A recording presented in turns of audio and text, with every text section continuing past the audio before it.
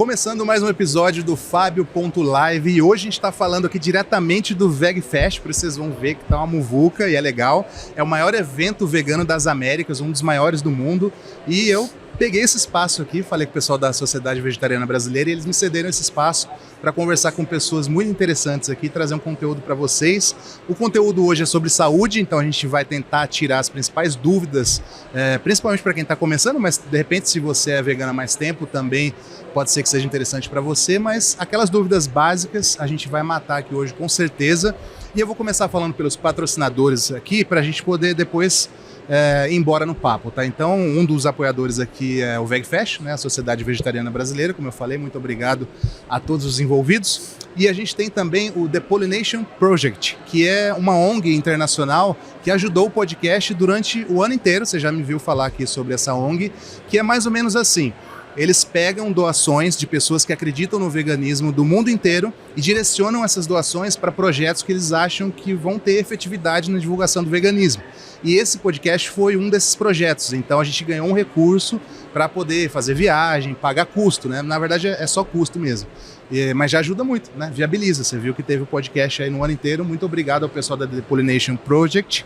E se você tem um projeto vegano, quer divulgar o veganismo, mas de repente falta um recurso, quer montar um podcast, quer fazer um projeto assim, entra no link da descrição e você faz a sua inscrição lá, você apresenta o seu projeto e ele pode ser escolhido e ganhar um recurso para ir ao ar, né? Isso é bem legal.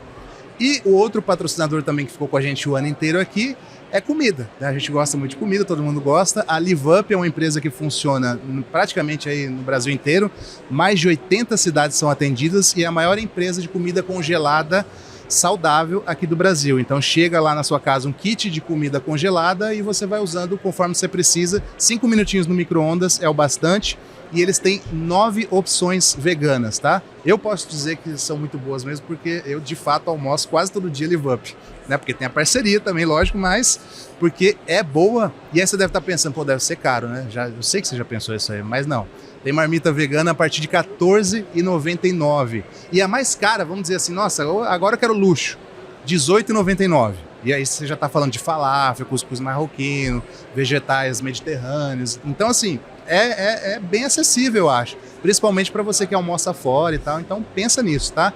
Entra no link aqui de baixo e você vai ter 10% de desconto na sua primeira compra com o cupom Fábio10, tá bom? Confere aí o cupom certinho e o link também. E agora, depois dessa maratona aqui, vamos apresentar os nossos convidados. A gente tem aqui hoje uma nutricionista, que é a Mariana Fortes, com S. Isso, Fortes. eu sou tão forte que é no plural. Ah, é? Ó. É isso. Isso aí eu acho que você já deve falar sempre, né? Quando alguém não, fala. Não, falou agora, primeira vez? Não foi a primeira, mas eu não costumo falar. Ah, então, mas pode virar uma... Não né? é? Então, Mariana Fortes, nutricionista, tão forte que era no plural. A gente tem o Renato Calil, que é médico. Seja muito bem-vindo. Obrigado. Você é muito forte também? Vamos tentando ser, né? Cara, tem um médico com um nome muito parecido com o seu que você já jogou. Você já experimentou colocar seu nome no Google já? Na verdade, pode falar? Quando aconteceu o que aconteceu, eu fui bastante metralhado na rede social. Chega mais pertinho aí pra gente. Mas logo esclareci que eu não era ginecologista e ficou tudo bem. Eu falei, nossa, mas não é o mesmo. Eu sabia que não era o mesmo. É homônimo, Mas você tem outro sobrenome também, né? Tem você usa ou não? O Web, que é o último sobrenome. Web. Tá. Então, gente, esse é o Renato Calil do bem, tá? Do bem. E a gente tem também a Laura Ohana, que é médica também, especializada em pediatria, veio diretamente do Rio de Janeiro, é isso mesmo? Isso mesmo, Rio de Janeiro. Especialmente pro podcast, não veio fazer mais nada aqui, não é isso? Não, com muito prazer. Aqui eu vou falar pro Fábio Chaves. Ah, entendi. Ela não veio da palestra no VegFest, fazer um monte de coisa, veio só pra cá. Gente, muito obrigado pela presença de vocês aqui, até porque vocês já estavam aqui mesmo, foi mais fácil, mas eu fiz o convite antes e todos vocês aceitaram prontamente. A ideia desse podcast aqui, como eu disse, é a gente tentar tirar aquelas dúvidas mais básicas, mas a gente pode também entrar em algum assunto que de repente role um pouco mais complexo e tal. E uma curiosidade é que você atende no SUS, é isso mesmo, Renato? Tô há 3 anos e meio aí concursado no SUS, voltei ao SUS justamente para poder passar, porque assim, é como se fosse um agradecimento do que eu vivi na minha faculdade. Tá. Então acho que as pessoas precisam de informação.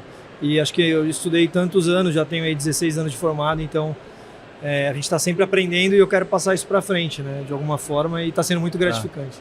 E uma coisa que eu não sabia, eu sabia que você morava em Indaiatuba, né, que é interior aqui de São Paulo, mas não sabia que você atendia em Vinhedo, que foi a cidade que eu nasci. Sim, Então exatamente. Vinhedo tem um médico vegano no SUS. Exatamente, a gente tenta conscientizar também ali o pessoal da nutrição, né, fazer parcerias, grupo de diabetes e hipertensão, que é onde que eu também agora estou começando, então a gente vai construindo o conhecimento aos pouquinhos lá e tem sido muito legal. Cara, muito legal. E você escolheu, parece, do jeito que você fala assim, parece que você escolheu ir pro SUS, né? Era um desejo seu, assim, ou... Quando se tem 2 filhos também, como médico, a gente pensa também em estabilidade. Eu nunca tinha tido um emprego público, meu pai é 40 anos é servidor público, então para mim foi uma experiência porque eu vi muita coisa boa ali na vivência dele em relação à medicina. Então, muito do que eu vi, ele foi me construindo como médico. Então, eu falei, preciso viver isso, né? Legal, legal. A gente vai falar ainda aqui sobre como que uma pessoa que é de Vinhedo, que está assistindo agora, de repente quer se consultar pelo SUS, ou como que é essa experiência, porque a gente não tem isso no Brasil inteiro, né? Infelizmente. A gente não tem vários médicos na rede, né? A gente não divulga, enfim, a pessoa que é ali do bairro, ela tem a agenda próxima à casa dela, da UBS próxima à casa dela, e ela marca a consulta ali, né? Mas vai ter gente mudando para esse bairro. Tenho certeza. Estou à disposição. Tenho certeza. Gente, vamos começar pelo básico do básico do básico. E as proteínas? Oh, meu Deus do céu. Não desista da gente, você que está assistindo. Vai ter coisa mais complexa, mas a gente precisa falar do básico. Ainda existe essa dúvida? Vocês encontram isso em consultório? Natal tá chegando, o pessoal vai ser bombardeado com essa pergunta, né? Família inteira perguntando as proteínas. Então tem que falar disso. Então. É verdade. E aí, gente? O que vocês falam? Eu penso que os aminoácidos precisam ser democratizados, né? A gente tem aminoácido em vários alimentos, que são os tijolinhos que completam a proteína, que é imaginar a proteína como uma parede. Então, acho que se as pessoas souberem que a aveia tem proteína, e não é só a carne, porque se você fizer um estudo mental, com certeza a pessoa vai projetar um bife quando você falar essa palavra. Sim. Então, acho que é essa desconexão que a gente precisa ensinar, que não nos ensinaram nem na escola, nem na faculdade de nutrição ou medicina. Né? Sim. Sabe um ponto que eu acho interessante? A gente tem os aminoácidos, né, que são esses tijolinhos da proteína, que são essenciais, ou seja, a gente tem que consumir na dieta, e os aminoácidos não essenciais, ou seja, meu corpo sabe produzir, eu não preciso consumir na dieta. E aí, estudando sobre a questão animal, o boi, os aminoácidos essenciais, que são essenciais para nós humanos, também são essenciais para o boi, por exemplo. Os mesmos? Os mesmos. Aí, uma coisa que eu não sabia, tá vendo? O que o boi faz? O boi pasta, pega lá o aminoácido essencial, fixa na carne dele e as pessoas comem essa carne com o aminoácido essencial já organizado. Mas esse é essencial para todo mundo tem que consumir. Então a gente encontra todos os aminoácidos essenciais também nos vegetais, mas de forma muito mais rica nas leguminosas, que são os feijões, né? Feijão, ervilha, lentilha, grão de bico, soja e derivados. Então acho essa informação interessante, porque a gente passa a vida achando que vem dos animais e não vem deles, vem da natureza para os animais e dos animais para as pessoas, ou a gente pode pular essa etapa e pegar dos vegetais direto pra gente, né? E lembrando que a carne, né, a gente aprende isso com o mestre e professor Dr. Eric Slewit, que é um cavalo de Troia, né? Ela tem esses aminoácidos, mas tem um monte de coisa ali dentro que não é legal, que não é bom para o ser humano.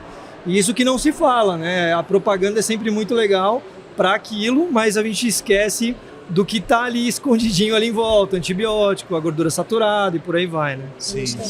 Acho que uma coisa interessante para falar para quem tá começando também, porque as pessoas falam muito, mas a proteína vegetal não é completa, a proteína do feijão não é completa. Então as pessoas, passou, né? Tem o 2.0 daí as proteínas, agora tem mas as proteínas dos vegetais porque antes não falavam são... meio que não tinham, agora tem, mas não é igual. Mas não é igual. Então, com relação a isso, é importante a gente lembrar o seguinte, a gente não come só uma coisa o dia inteiro. Então, nenhum alimento precisa ser fonte ao mesmo tempo de todos os aminoácidos.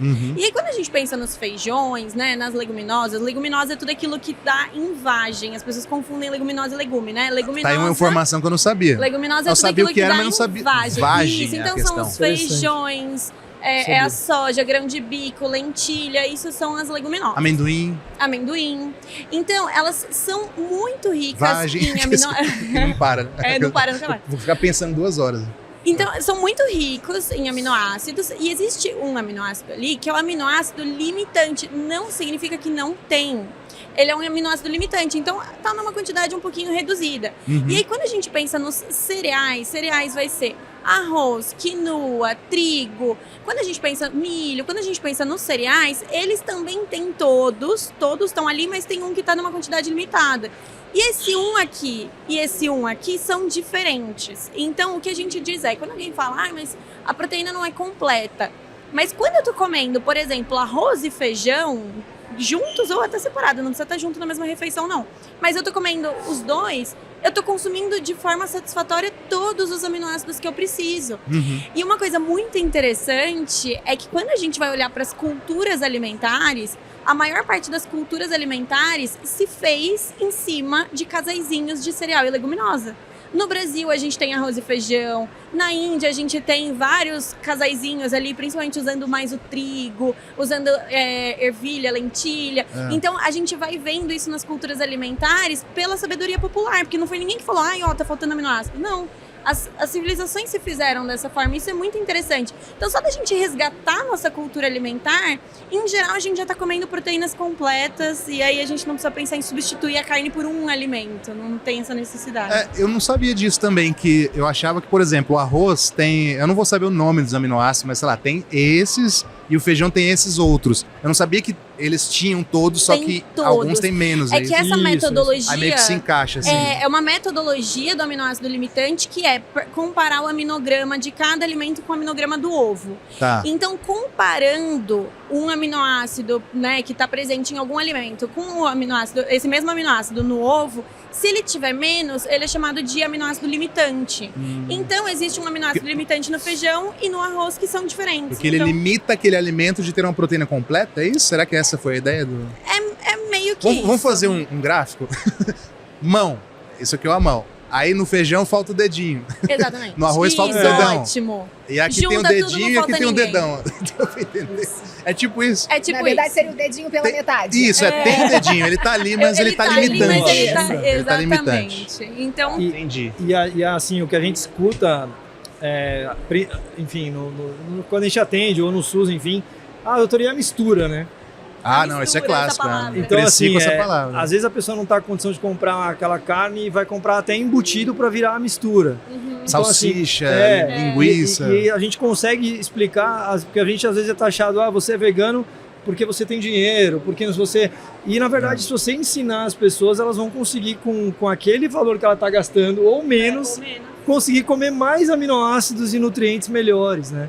Mas ela precisa de orientação, ela precisa de alguém ali que diga isso, né? Então você pode tranquilamente, eu passei daquela fase de, né, vejo o vídeo da salsicha, né, aquela coisa do, quando a gente começa no veganismo, eu já estou há 9 anos, né, mas aí, às vezes a pessoa pergunta e a gente fala, né, olha, você sabe de onde que vem a mortadela, como que ela é feita e tal, aí a pessoa vai falando, puxa, por que eu estou comendo isso, né?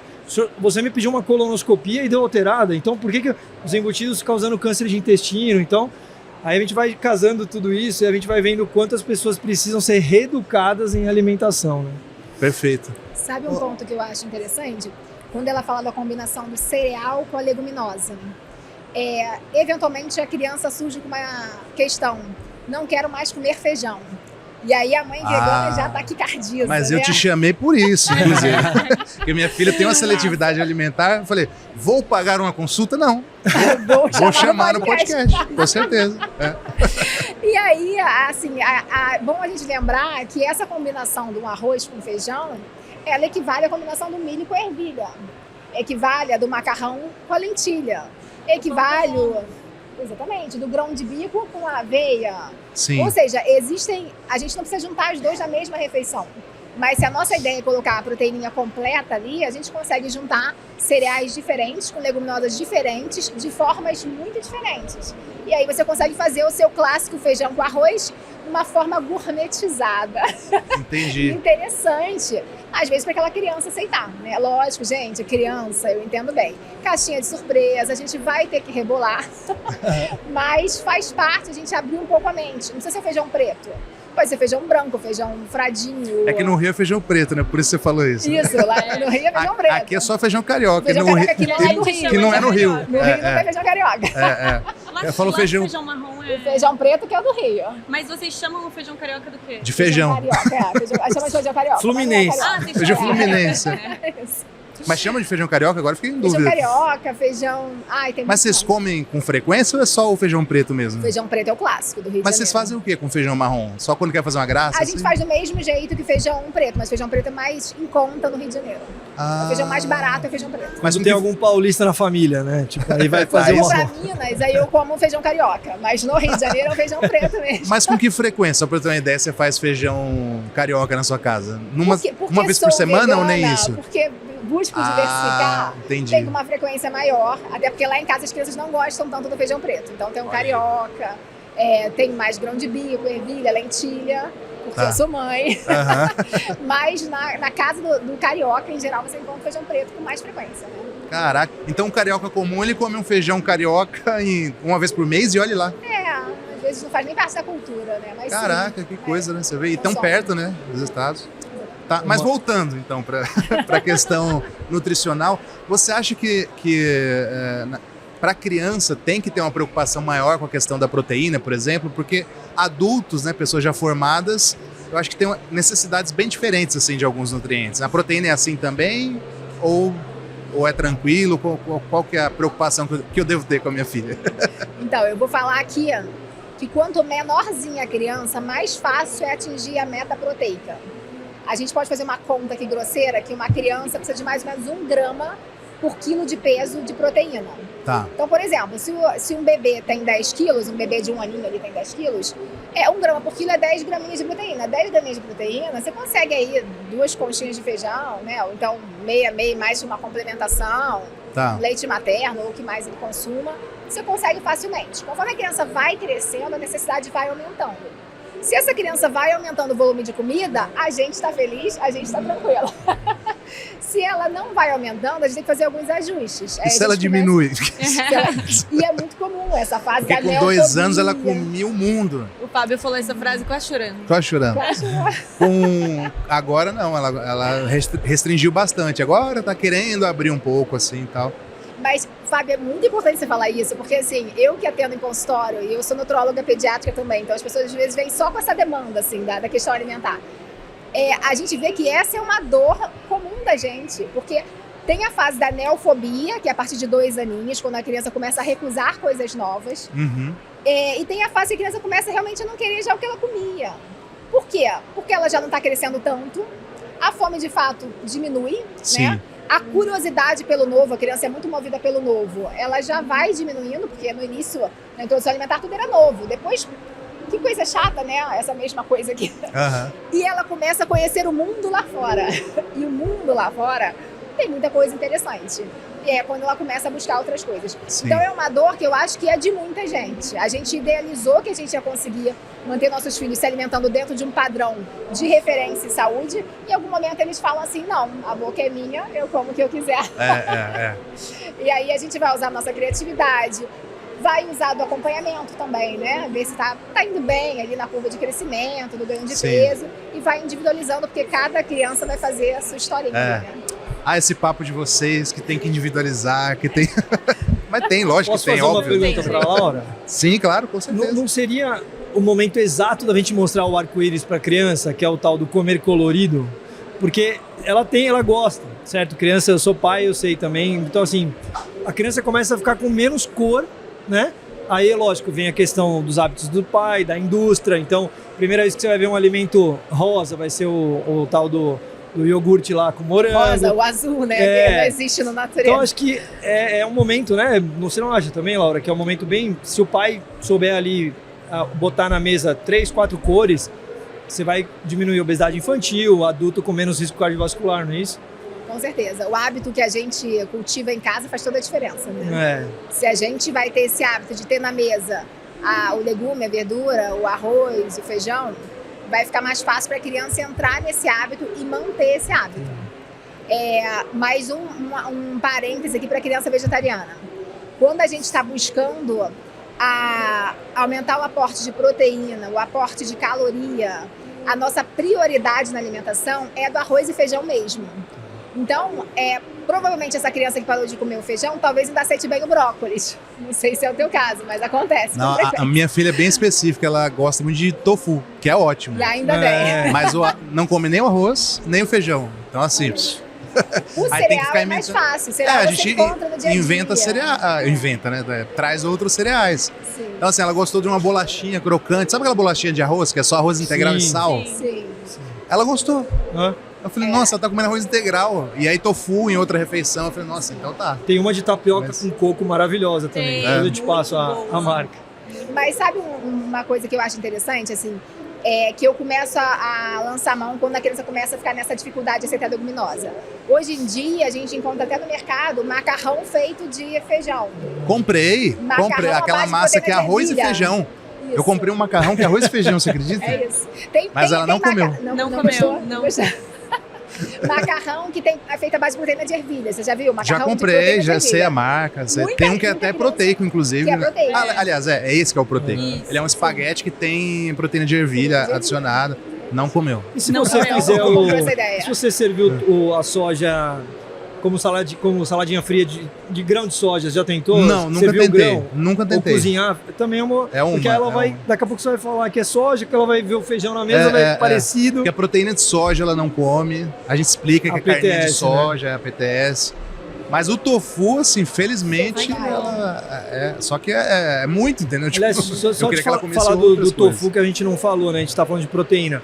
Eu compro um tijolo de tofu por R$18. Então, assim, as pessoas, o tofu, a soja é um dos melhores alimentos do que a gente está falando aqui. Então, se você tiver acesso a isso, não é o queijo vegano, né? Ele é muito mais saudável que o queijo, né? A gente não tem nem comparação em termos de... Aí, se você conseguir comprar e tiver acesso na sua cidade, é uma opção maravilhosa. Você pode comprar e fazer de várias formas, só que para você conhecer o alimento, você tem que saber temperar também. É lógico. Se você comparar na língua alguém que comeu queijo a vida inteira e botar um pedaço de tofu, a pessoa vai falar, não tem sabor. Mas espera aí, como é que você está fazendo tofu? Né? Aí a Nutri pode... É aí que entra a mágica da cozinha, né? Sal chama, né? A gente transforma aquilo ali. E o tofu, muitas vezes a pessoa vai sensorialmente deixar ele até mais parecido, de repente, com um ovo, né? Então fazer ele mexido, ele fica parecendo com um ovo mexido. Uma cúrcuma em cima. Tem muitas, e tem muitas possibilidades também, dá pra fazer doce, dá pra fazer muita coisa, mas realmente... E isso é uma coisa que eu sempre falo pra paciente. Eu sempre pergunto, aonde você compra tofu? Porque se é um paciente que eu atendo também em Jundiaí, que é a cidade onde eu nasci, atendo em São Paulo, que é a cidade onde eu moro, então às vezes eu sei indicar algum lugar onde ele vai comprar por um preço mais acessível, porque de repente a gente fica aqui falando de tofu e a pessoa chega no mercado e olha e fala, nossa, disso aqui que eles estão falando, e é um negócio que tá com um preço altíssimo. Que às vezes é um pedacinho de tofu defumado por 30, 40 reais. Super caro, exatamente. Só que de repente você vai comprar numa loja ali de produtos asiáticos, você vai comprar em algum lugar, e às vezes uma lojinha, uma portinha que vende o tofu e você compra um gigante. Assim, em São Paulo tem a Liberdade, né? Na Liberdade. São Paulo não conta. O logo da indústria, né? Porque tem os bonitinhos que vai ter o rótulo, e às vezes a gente é condicionado na vida a enxergar algo industrializado como melhor. Mas às vezes você tem uma opção ali com tofu caseiro que é maravilhoso e mais barato. Custo-benefício maravilhoso, mais firme, então ele rende mais, até porque esses de mercado às vezes não rendem, você nem consegue fazer as mesmas preparações ali, então é importante a pessoa também saber onde comprar, porque senão ela acaba não conseguindo usar tão bem o tofu. Uma opção, né, Laura, para criança é o edamame também, quer dizer, aí já é mais caro, eu sei, mas dá para encontrar também com preço legal, e é uma soja verdinha, então seria mais até lúdico para criança. Edamame é bom demais, né? É bom. Mas também nunca tentei, também. Edamame não é uma realidade do Rio de Janeiro frequente, viu? Mas em São Paulo eu vejo que é uma coisa muito frequente, né? Sim. Mas ele é bem interessante. Tem bastante. Lá tem tremoço? Nada a ver com tremoço a gente compra muito em conserva, né? Com um custo mais elevado. Não sei se aqui é tão acessível. Aqui tem gente que não conhece muito, mas em Campinas era muito comum. Assim, você conhece tremoço? Aqui não é...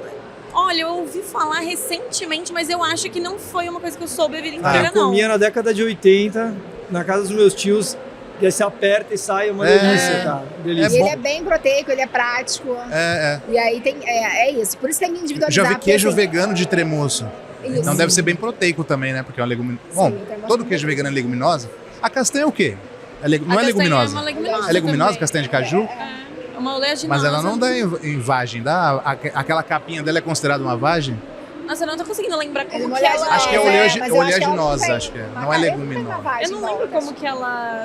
Caju. A castanha nasce numa... Imagina o caju, tem aquele negocinho assim, uma meia-lua em cima. Ah, é. Alguém Olha, faz uma pesquisa. É que eu acho e- que a gente precisa saber o conceito de vagem. É. Porque às vezes Não, mas a eu gente acho tá que é pensando num oleaginosa formato- Ela é mesmo. uma oleaginosa, Ela é uma mas... castanha, tipo castanha do Pará, outra coisa assim. mas É, eu a acho que castanha ela do Pará comprada vem numa numa casquinha dura, bem dura, né? E A o- castanha portuguesa vem num ouriçozinho. A castanha de caju dentro do... Acho que do caju, né? Daquela Aham. partezinha do caju. Né? E o caju. Tem uma história que o caju não é fruta, é uma flor, não tem um É negócio um desse? pseudo-fruto, né? Classificação Essa- botânica. Enfim, mas É uma questão botânica. É que várias frutas que a gente consome não são um Figo, fruto por exemplo. verdadeiro. Morango mesmo, ele é um conjunto de várias frutas. Ah, é? Eu não sabia disso. O Cada figo eu sei que é um pintinho. conjunto de flores aquilo, né? Dentro e tal. Aham. Inclusive, cresci na terra do figo, tenho figo tatuado até. Vegano, tem esse debate ainda que Nossa, falam tem, que eu já existe gravei esse sobre debate isso. no veganismo. Eu falo, gente, mas que vegano que tá debatendo isso? É tudo não vegano que fica falando essas É, coisas. pior que tem uma vespa que não sei o quê, né? Mas não tem, pode comer figo, tá?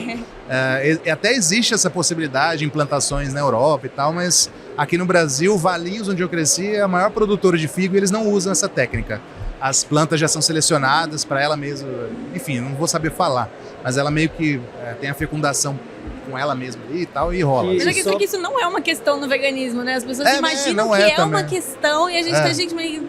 Nossa, realmente, todo vegano tá preocupado com se figo é vegano ou não. Queria lembrar uma questão sobre a soja, que assim, a gente está falando de algo maravilhoso para alimentação, que diminui risco cardiovascular, diminui índice de obesidade, diminui LDL, e 80% da produção vai para os animais. Aham. Justamente porque ela é eficiente, né? Então usam para engordar os E animais. aí as pessoas comem os animais para obter aquilo. Então, assim, os animais são atravessadores de nutrientes. Exato. Sim. Você não precisa suplementar. E a gente, por exemplo, a gente dá muito mais cálcio pro animal do que pro ser humano. Talvez a osteopenia e a osteoporose seriam menores os índices se a gente ofertasse o cálcio diretamente, porque você usa muito cálcio para passar pelo leite e chegar na mesa do ser humano, né? Então, essa questão do protagonismo da proteína, né? Ela é importante e existe em vários lugares, mas a gente não está usando nos lugares... Então a gente vê gente passando fome, gente desnutrida e a gente está alimentando muito mais animal com isso. E aí tem pessoas que falam, ai, mas você é vegano, mas você come soja. E aí levantam isso às vezes como uma contradição por você pensar no meio ambiente. Nossa, mas você pensa no meio ambiente, mas você come soja. Só que isso é importante deixar claro, monocultura de soja não existe para alimentar vegano. Haja tofu, né? Exatamente. O tanto de Monocultura monocultura de soja existe, e a necessidade de monocultura e de agricultura intensiva nessa produção existe para alimentar essa cadeia produtiva, né? Que é a cadeia produtiva dos alimentos de origem animal, que demandam muito isso. Agora, se a gente tira esse atravessador, né? Se a gente tira o animal, aí a gente conseguiria produzir de fato muito mais soja de uma forma muito, pensando no ônus que a gente gera para o planeta, de uma forma muito melhor. E aí a gente realmente ia conseguir alimentar a população de uma forma muito mais efetiva. Você teve uma fala assim, não teve? Teve ou vai ter aqui no VegFest? Tive. Que você é nutricionista, mas você estava contando que você fala também da ineficiência. Isso, é que eu trabalho academicamente desse lado, o lado do impacto da alimentação no meio ambiente. Tá. Então, tanto com relação ao impacto no meio ambiente diretamente, né? Então, a gente vê, né, todos os limites planetários que a gente está atravessando nesse momento, que a gente está ultrapassando nesse momento para manter o consumo como ele é hoje, mas também nos impactos sociais que isso gera, né? E aí, pensando nisso, no quanto a gente está sendo ineficiente em produzir caloria, a cadeia da carne é uma coisa que a gente tem que repensar, assim, para ontem, né? Porque a gente... O Brasil tem muito orgulho em falar que tem o maior rebanho bovino do mundo, tem, né, toda essa produtividade pensando em monocultura, só que isso não é para consumo humano, essa produtividade em monocultura é para produzir esses animais. Só que a questão e é o que eu estava apresentando, né? Para produzir 1 quilo de carne bovina, a gente precisa de 103 quilos de espécies vegetais. Então, a gente está queimando essa caloria no meio do caminho no metabolismo animal. A maior parte das calorias produzidas por essas cadeias estão sendo queimadas antes de chegar no prato. Então a gente está sendo muito ineficiente em todos os aspectos que a gente olha, mas a minha fala foi especialmente no aspecto social e ambiental. Esse ponto acho que é especialmente interessante para a política pública, né? Com certeza. Porque assim, pro poder público decidir se a proteína vai ser vegetal ou animal, saber disso é importantíssimo. E sabe, né? Porque a gente tem vários documentos sendo trazidos no mundo inteiro, não só falando sobre isso, mas alertando sobre a urgência dessas mudanças. Mas realmente, assim, é frustrante ver o quanto tá devagar, né? Sim. Todas essas necessidades se transformarem de fato em políticas públicas. E aí, a gente vai fazendo o que a gente pode, né? Que é olhar para o nosso prato. Tudo, na verdade, né? Na ativismo. COP, tipo, aquele passinho e não faz uma coisa efetiva, Tudo né? COP é alimentação ali, ó, comendo pelas beiradas, sempre nos painéis que não são centrais, aspectos que são, de fato, centrais nos impactos que estão acontecendo nas mudanças climáticas. Então, assim, hoje à tarde eu vou falar sobre a influência do alimento como remédio na hipertensão e no colesterol. E aí eu fui estudar as diretrizes mais atuais, fui reler, porque saiu agora de 2024 para 2025. E um documento tem 150 páginas e o outro tem 110. Ambos têm meia página de dieta. Caraca! Então, assim, a gente não tem outro caminho a não ser isso aqui. A não ser o que o Fábio faz, o que a SBB faz, o VegFest. A gente tem que produzir conhecimento, a ciência. Por exemplo, a gente sabe desde a década de 20 que o cigarro faz mal. Só que precisou o cowboy da Marlboro morrer de câncer para a gente começar a tratar o cigarro de outro jeito. Então, acho que médicos faziam propaganda do cigarro, né? Exato. Eu sempre levanto isso. Você imagina? É. Eu lembro de uma propaganda que era também. mais e mais médicos fumam Camel, acho que era a marca. E o cara fumando no consultório de jaleco com as... Não é da minha época, na verdade, mas eu vi isso daí. Eu vi, Aí exatamente. com a enfermeira do lado, assim, fumando junto, assim, no consultório. Então, acho que dá pra fazer um paralelo Será que com um dia a comer carne. carne hoje vai em ser dia. tão Então, absurdo assim? A gente fala, eu gente, acho que sim. antigamente por exemplo, médico... eu acho que sim. Se você conseguir colocar a water footprint, né, que é a pegada hídrica nos alimentos, Exato. a gente já conseguiu no rótulo da frente o sódio, Sim, beleza. Mas se você falar, esse bife aqui, 1 quilo, usou 15 mil litros de água, as pessoas vão ter algum clique. Porque Tem que elas ter. escutaram a vida inteira que tem que tomar banho mais curto, que tem que fechar a torneira, que tem que... Então, acho que a gente, não tem nada mais do que a ciência chegando nas coisas. Verdade, né? é outro meio, né? De repente não falar tem que ser vegano, mas tipo fazer essas informações chegarem, né? Assim, Sim. falar da água, do meio ambiente também. Até porque quando tem pesquisa a respeito do porquê as pessoas adotam o veganismo, a questão animal, infelizmente, não é a que está no alto. Vocês sabiam disso ou não? Qual que eu não sabia sei qual o qual que é o percentual. A saúde é a maior. Sim. Inclusive, com certeza, esse podcast vai ser bem assistido perante outros que eu fiz falando só sobre ética, por exemplo. Porque as pessoas se interessam muito por saber de saúde e aí acabam aprendendo e acabam adotando o veganismo por isso. Embora a definição de veganismo tenha a ver com animais e tal, mas a porta de entrada muitas vezes é a saúde, em segundo lugar o meio ambiente.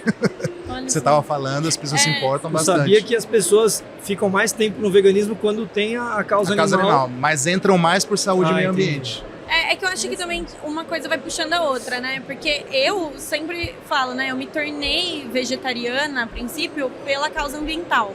Sempre fui muito... Eu criança, tinha carteirinha de fiscal da natureza, eu era assim, ó. E aí foi o primeiro tópico, assim, que me fez falar, não dá pra comer isso aqui.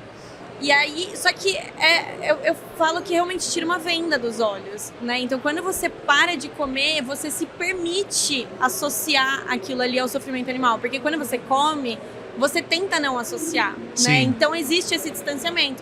Então, quando você para, por alguma outra razão, assim que eu parei, pra mim era assim, não faz sentido eu não ser vegana. Então, foi muito rápido pra depois eu fazer a transição e me tornar vegana. E hoje eu sou vegana pelos animais. Mas continuo sendo, né, ativista em outras causas também. Mas eu acho que uma coisa positiva é que outras causas... Porque eu acho que o ativismo vegano, ele é essencialmente um ativismo informativo, é levar informação para as pessoas, né?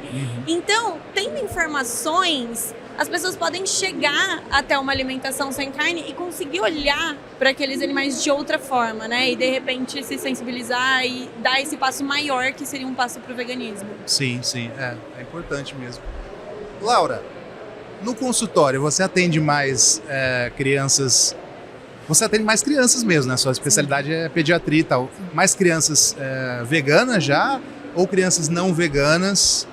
Ou de repente agora que surgiu, mas chegou algum pai que, essa criança quer ser vegana, eu trouxe aqui para ver se não dá para ser, ou sei lá. Vou contextualizar para explicar o meu perfil de público. Tá.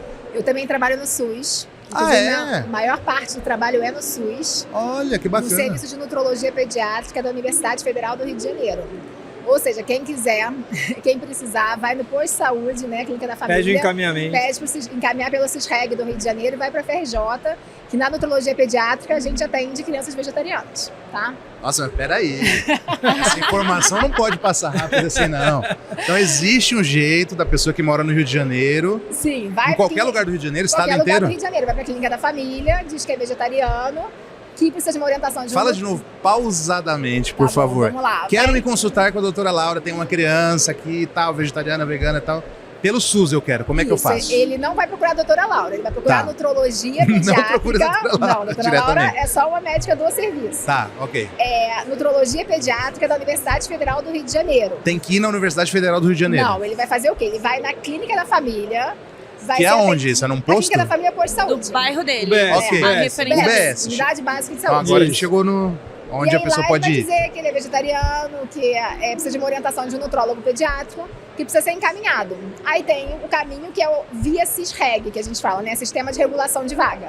Pelo CISREG, ele vai ser encaminhado para a nutrologia pediátrica de onde eu trabalho, do FRJ. Tá. E lá a gente faz acompanhamento de todas as crianças que precisam de nutrologia pediátrica, inclusive as crianças que vão ter essa orientação pelo vegetarianismo. Tá. E aí, dentro desse contexto, a maior parte dos meus pacientes na nutrologia pediátrica são crianças com outras demandas, que não são escolhas alimentares. A nutricionista, desculpa te interromper, ela absorve antes de você chegar a Nutri. Não, a Nutri, que é a referência da UBS, ela absorve essas pessoas que meu filho quer ser vegetariano.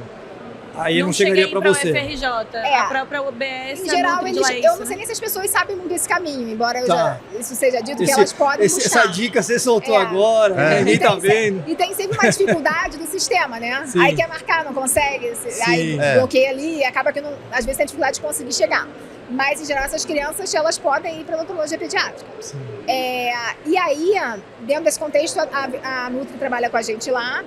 E eu atendo um público diverso de diversas doenças metabólicas, enfim, questões não relacionadas. Então, a maioria dos meus pacientes, grande maioria de onívoros. E eu faço consultório particular, onde eu faço endocrinologia pediátrica também.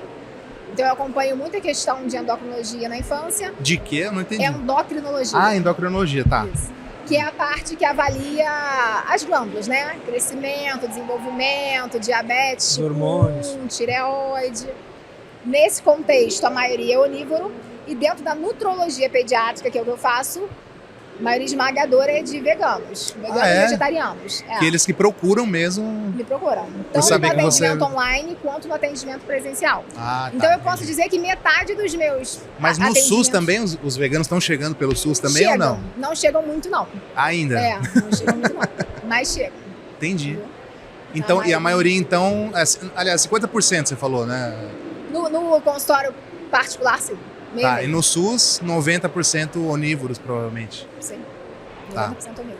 E qual que é a maior dificuldade, agora falando dos que são veganos ou vegetarianos, assim, qual que é a maior dúvida que eles chegam lá com a criança, assim, falando, que nem eu falei pra você da seletividade alimentar e tal, qual que é a maior dúvida que eles chegam? Essa criança, e agora, como é que faz? É proteína mesmo ou é outro nutriente, como é que é?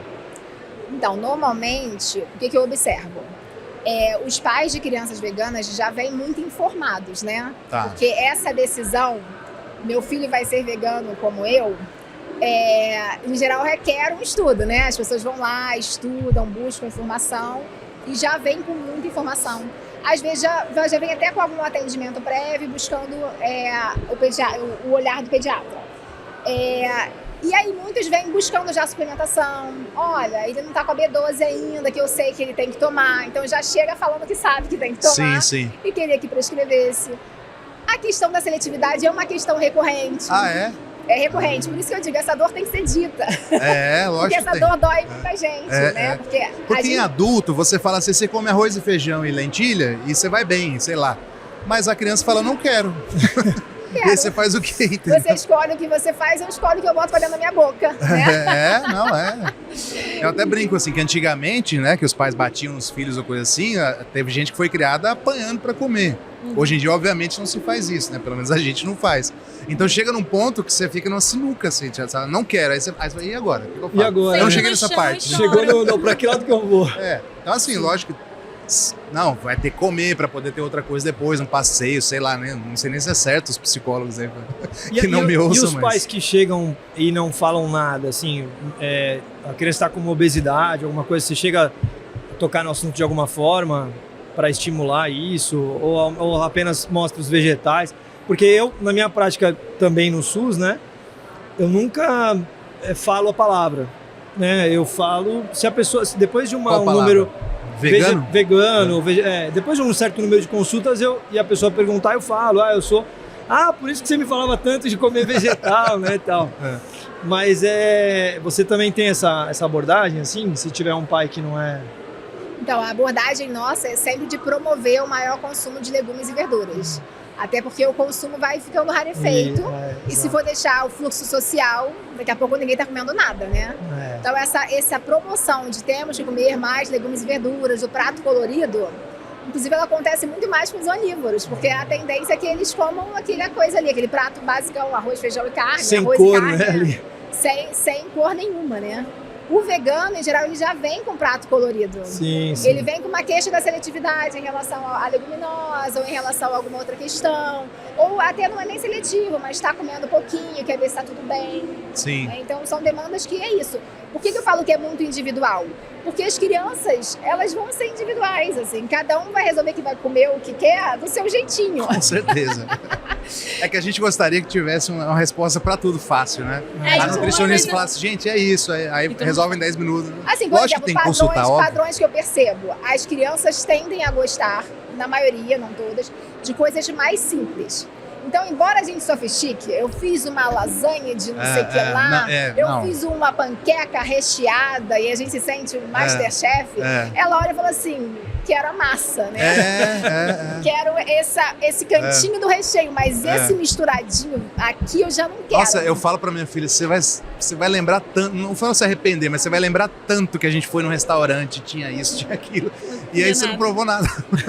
Tipo assim, a gente leva o tofu dela às vezes assim pra ela comer no restaurante. Aconteceu ontem, por exemplo. Assim. Sim. Então, e às vezes o prato típico do Brasil fica sendo arroz, feijão, alface, tomate, batata frita, para quem tem um filho vegano e tá viajando por aí, porque às vezes eles não querem conhecer essa coisa do restaurante vegano, que tem várias opções de coisas não querem. Né? E aí pra gente é uma frustração, né? Poxa, eu vim nesse restaurante vegano pra você ter acesso a tudo isso. E ele fala assim, cadê a batata frita, o arroz, o feijão? Quando a gente chega num hotel, viagem e tal, meus dois filhos, se o feijão não tem bacon, não tem nada, a gente, nossa, quase ajoelho, porque a salada sempre vai ter ali alguma salada, a batata frita, ele come arroz, feijão 5 dias seguidos e... Mas quantos anos tem seu filho? Hã? O seu filho tem quantos anos? Um tem 3 e um tem 7. 3? E o de 3 come legal? O de 3, sabe, uma das primeiras palavras que ele aprendeu foi falar tofu. Tem vídeo dele falando isso. Aparentemente as crianças gostam de tofu, né? É isso mesmo? Tofu. As crianças gostam de coisas lisas. O tofu e simples, né? Macio, uma coisa só. Legal de pegar. O legal de pegar, assim, pega com uma mãozinha só, não tem muita sofisticação. Sim. É o que a gente gostaria? Não. Tem criança que gosta do prato colorido, com aquela salada misturadinha. Tem criança.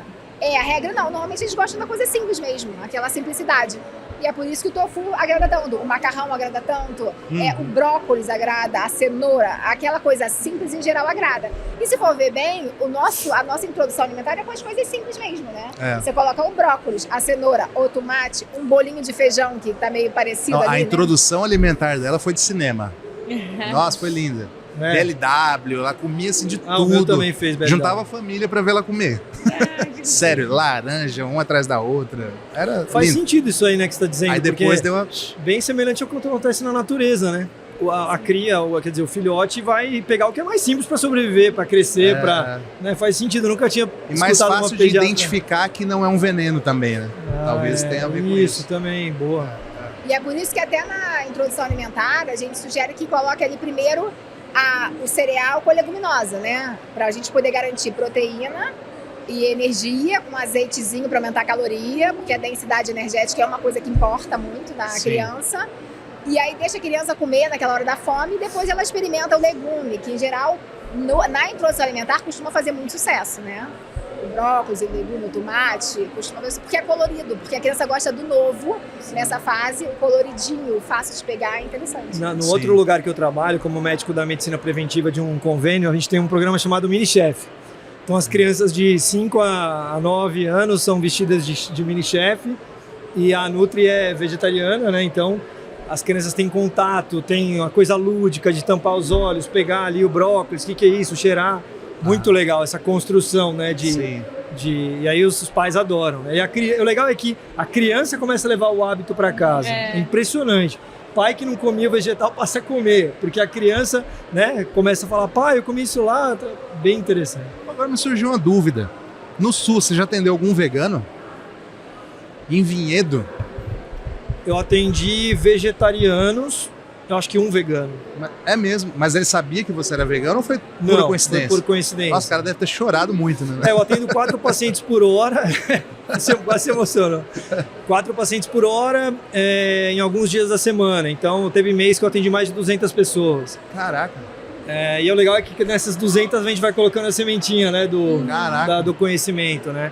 Mas assim, você tem que se virar nos 30, né? Não sei como é que é a sua demanda lá de tempo, mas eu queria atender 2 pessoas por hora, né? Né? Mas não dá. E quando a pessoa já chega com algum conhecimento, é melhor ainda, né? Porque aí você vê que a pessoa não tem ainda uma suplementação de B12 legal, não está olhando para os nutrientes de uma forma... Ela às vezes começou aquilo porque viu, mas não teve um acompanhamento. Esse é o próximo tópico. Aí eu queria saber de vocês 3... O cara que está assistindo agora e falou, pô, legal, vou ser vegano. E aí, qual que é o próximo passo? O que ele deve fazer? Bom, tipo assim, almoçou carne e decidiu ser vegano. Eu acho que a primeira coisa que ele tem assistiu que fazer... Terráqueos. Assistiu Terráqueos à tarde, né? A primeira coisa que ele tem que fazer é olhar para o prato dele e avaliar a diversidade que já existe no prato dele. Porque é o que eu sempre falo. Aquela pessoa que fala assim, nossa, você não come carne, ou então, nossa, você não come carne, mas você não come nada. A pessoa que fala, nossa, quem não come carne não come nada, é porque ela não come nada. Que é arroz e carne. Arroz, batata e carne. Ou então a pessoa come arroz, tomate e carne. E aí ela acha que ela vai comer arroz com tomate. Sim. Então, a primeira coisa, na verdade, que ela tem que fazer é olhar para a diversidade do prato dela, porque ela precisa ter uma alimentação diversa, né? Como a gente falou aqui, é super importante que ela consuma... Só para ficar claro, não dá para sobreviver com arroz e tomate, né? Não é o ideal, né? Não é o ideal. Então, Entendi. Ela vai aumentar essa diversidade, né? E aí... Uma coisa muito boa se ela já tem uma alimentação que é diversificada, né? Ela já tem ali um consumo legal, porque a gente não precisa saber quais são exatamente os nutrientes que estão vindo de cada... porque o brócolis vai ter isso, a beterraba vai ter aquilo. Não precisa. Você precisa saber que você está comendo colorido. Isso é uma coisa linda do reino vegetal, que os grupos de determinadas cores têm determinados micronutrientes e fitoquímicos. Então, se você tem uma alimentação variada, você está tendo um aporte diferenciado aí de diversos micronutrientes. Então, é importante ter uma alimentação variada. E se você consome arroz e feijão, que é uma realidade aí da maior parte das pessoas, o que você vai fazer em geral é aumentar essa porção de leguminosa. Você vai aumentar a quantidade de feijão. Você não precisa substituir a carne por algo.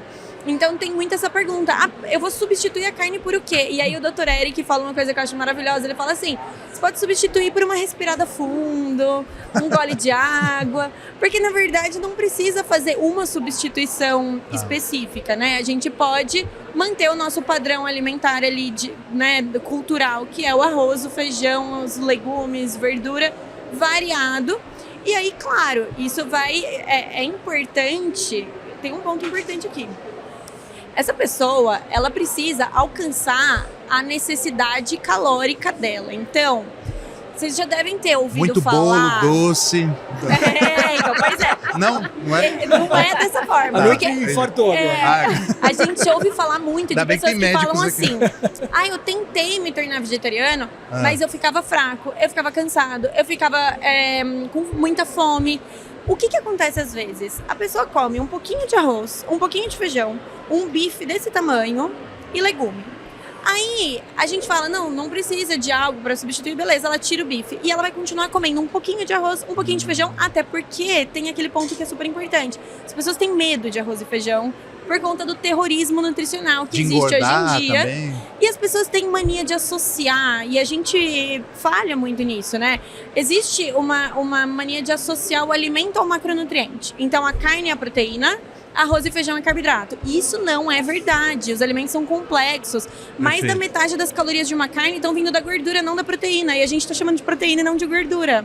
Mais da metade... Eu não sabia disso. As calorias da carne vêm então, da gordura. Se um bife tem... Bife, sei lá, assim, mediano, tem, sei lá, quantas calorias? 200? 300 Mais calorias? Mais da metade das calorias estão vindo da gordura. Caraca, isso vai muita depender, gordura. Mas mesmo aquele gordura. bife que o cara tirou a gordura... Tem muita gordura entranhada, mas esse é um ponto, né? Isso depende do corte também da carne. Mas em Aquela geral... história, não existe queijo magro, existe queijo menos gordo. Menos gordo, porque 70% do queijo, por exemplo, vai ser gordura. E no caso da carne, mais ou menos 50%. Ricota, 55%. Pois é, e que as pessoas acham que é super light, né?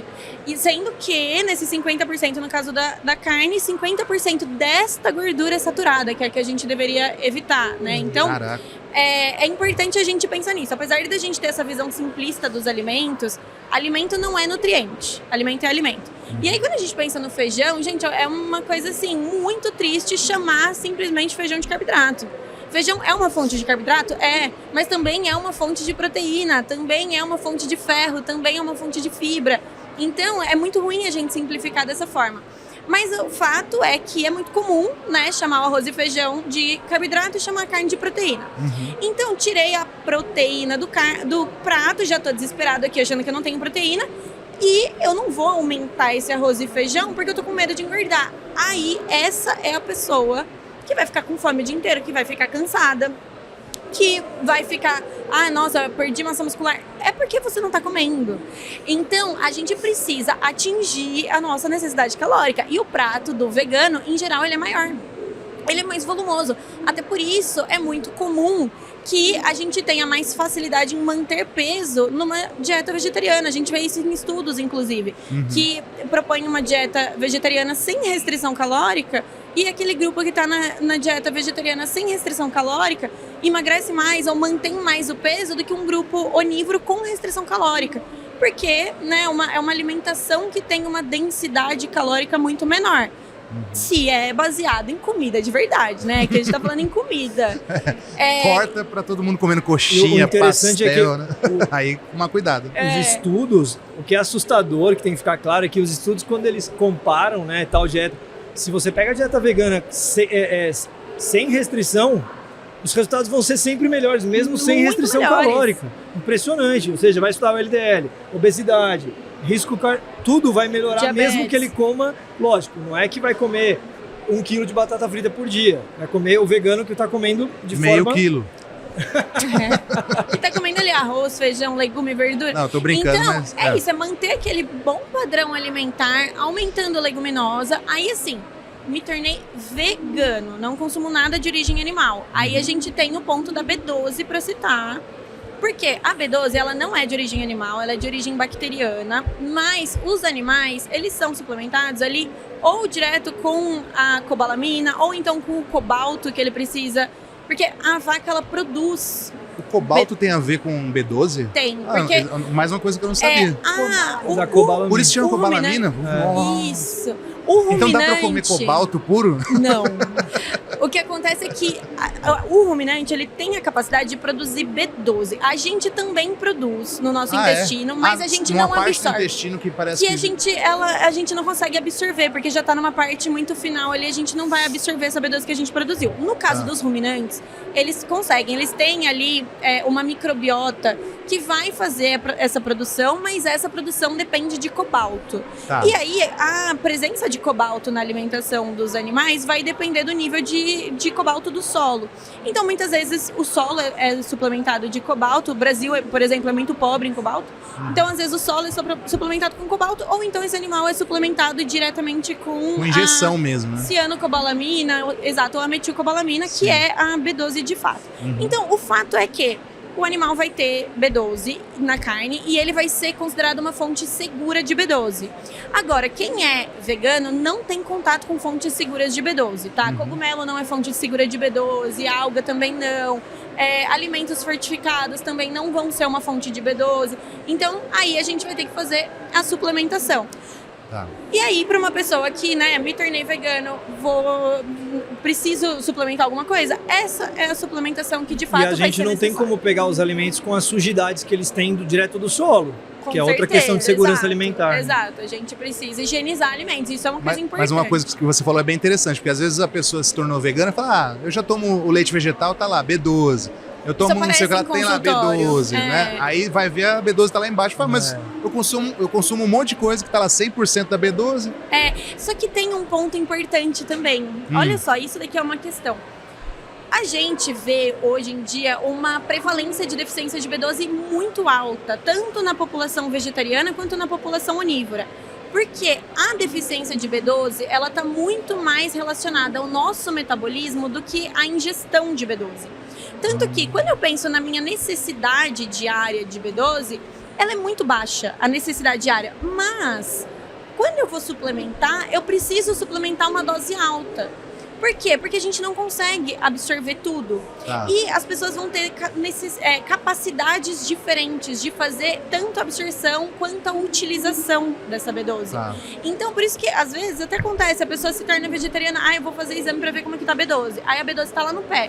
Só que ela se tornou vegetariana, 6 meses. Significa que essa B12 já tava no pé há anos. Aliás, só para deixar claro essa questão também que você comentou muito bem, a ingesta, a recomendação padrão, vamos dizer, em 1000 microgramas dia, né?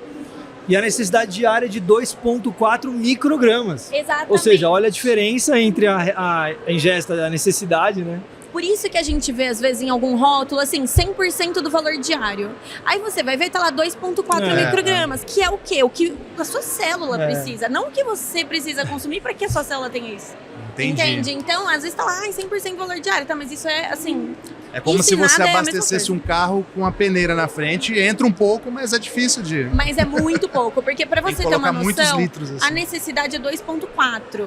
Quando a gente vai fazer uma suplementação, depende de como que tá, né? Se tá baixo, a gente tem que corrigir, a gente vai usar 1.000, 2.000, às vezes 5.000. Agora, quando vai fazer uma manutenção, né? Então, por exemplo, um vegano que tem uma B12 boa vai manter. Vai suplementar ali 200, às vezes 300, às vezes 500, mas ainda assim é muito discrepante dos 2,4. Então, suplementar 2,4 acaba sendo muito pouco. Essa pergunta sua, Fábio, quando a pessoa, o que você diria, né? Sim. Acho que a primeira coisa que eu falaria, quando eu atendo alguém, que eu falo é assim, você tem total segurança para fazer isso acontecer. Então, não quero que você fique com medo. Né? Eu não vou falar American College, Conselho Federal de Nutrição, American Diabetes Association, todas as grandes... Ministério da Saúde brasileiro Ministério da Saúde, também. todos chancelam que é possível vegetarianismo e veganismo em todas as fases da vida. Então isso tá ok, documentado e tal. Mas a pessoa, eu falo, você pode ter total certeza de que se a gente fizer essa parceria aqui, esse acompanhamento, a gente vai ter segurança e você vai ter mais saúde. Eu vou perder peso, vou diminuir a LDL. Vai, te garanto que você vai. Se a gente fizer, porque a pessoa tá com a decisão. Que nem quando eu tô trabalhando no grupo de tabagismo. Você quer entrar no grupo. Você tem certeza que você quer? Doutor, você fala assim, eu já vou pular fora. Não, você tem certeza que você vai abandonar? Porque a gente precisa da sua certeza. Quem vai parar é você, não sou eu que vou fazer você parar de fumar. Perfeito. Então, E outra coisa que eu costumo falar também, acho que talvez vocês vão concordar. Quando a pessoa me fala assim, Fábio, eu não sou vegano, mas gostei dos argumentos, quero ser vegano. O que eu faço? Primeira coisa, exame. Para ver como você tá hoje. Porque eu ouvi muitas vezes a pessoa, que nem você falou, depois de 6 meses, falar, minha B12 tá baixa, mas porque já tava. As pessoas não fazem exame e se tornam veganas. Aí depois de 1 ano, 2, eu vou fazer um exame para ver como é que foi o veganismo. Aí tá lá ferro baixo, tá anêmica, B12 lá embaixo, e às vezes já tava, né, quando decidiu se tornar vegana. Não, o que você tá falando é perfeito, porque você faz o baseline do paciente, você faz você precisa saber o momento onde ele tá. zero, exato. E não é só para ver carência, você tem que ver o que tá em excesso. Exatamente. E o legal, quando, por exemplo, eu faço, faz um teste ergométrico, né? Para ver o eletro do esforço. Sim. Para você ver a sua capacidade cardiorrespiratória hoje. E aí você vai começar a correr, fazer uma caminhada, e daqui 1 ano eu repito.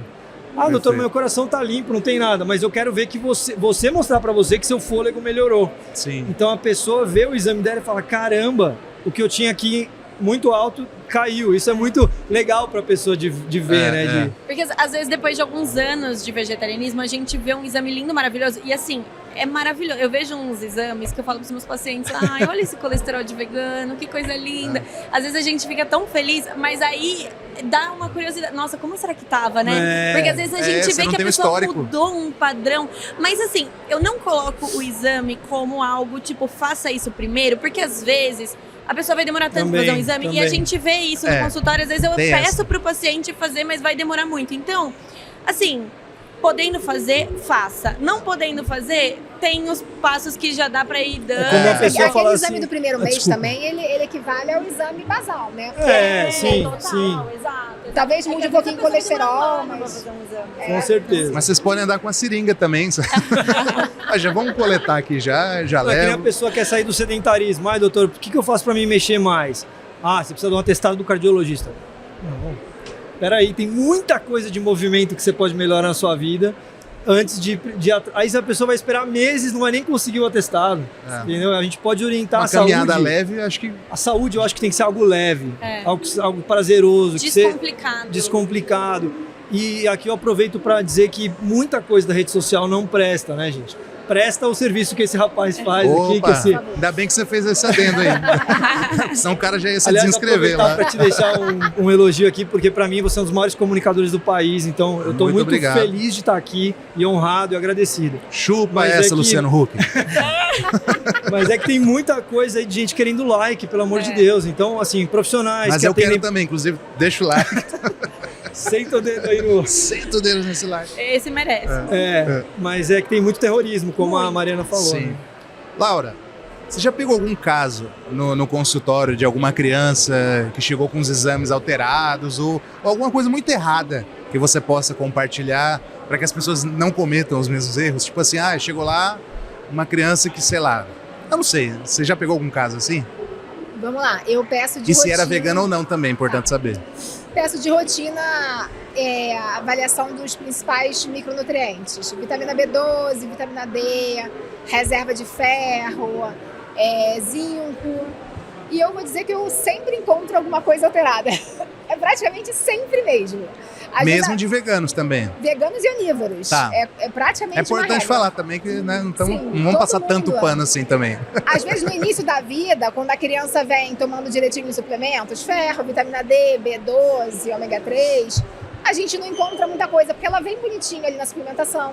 Mas começa a crescer, começa a ficar as coisas meio perdidas, quase todo mundo. Deficiência de ferro, ela acomete metade da população mundial. E essa metade são mulheres e crianças. Ou seja, a outra metade é homem. A gente quase não encontra homem com deficiência de ferro. É porque a mulher tem a questão da menstruação também, que perde bastante ferro, né? Pela seguinte questão, a gente não perde ferro por nada, a menos que a gente sangre, né? A gente perca sangue. Ou a gente cresça. Ou seja, a gente aumenta o nosso corpo e o ferro não acompanha. Na infância, a deficiência de ferro é quase uma regra. Por isso que a recomendação é de se fazer ferro para toda criança, vegetariana ou não, desde os 3 ou 6 meses de vida. E aí a vegetariana entra nesse contexto, tá? Isso é uma coisa, assim, a gente sempre encontra. Então, eventualmente, as pessoas chegam, nossa, doutora, mas sempre tem alguma coisinha. Aí eu falo, sempre tem, mas relaxa, que eu tô só fazendo pra gente fazer um ajuste fino aqui, para as coisas poderem fluir, né? Deficiência de B12, a gente pega em crianças onívoras ou vegetarianas. nas vegetarianas, principalmente quando não fazem suplementação. E isso, gente, isso é eu sempre falo que tem um mantra que a gente tem que repetir, que é toda criança vegetariana suplementa B12. Repete comigo. Vegano, então, repete 3 vezes a mais, né? Toda criança vegetariana suplementa B12. É importante falar e repetir, deixar claro, mesmo que consuma ovo e leite. Mesmo que consuma ovo e leite, mesmo que seja ovo lacto vegetariano, toda criança vegetariana suplementa B12. A gente não espera exame, a gente não espera deficiência, a gente não espera nada. Chegou pra gente o bebê, tá em introdução alimentar, está tomando B12? Não, então a gente vai passar B12. Tá? Como ele vai fazer o ferro que ele já vinha fazendo, como ele vai fazer a vitamina D e como a gente pode avaliar a necessidade de DHA, que é o ômega 3, Sim. e talvez do zinco. Mas a B12, de tudo isso aqui, a gente não discute a necessidade. Tá.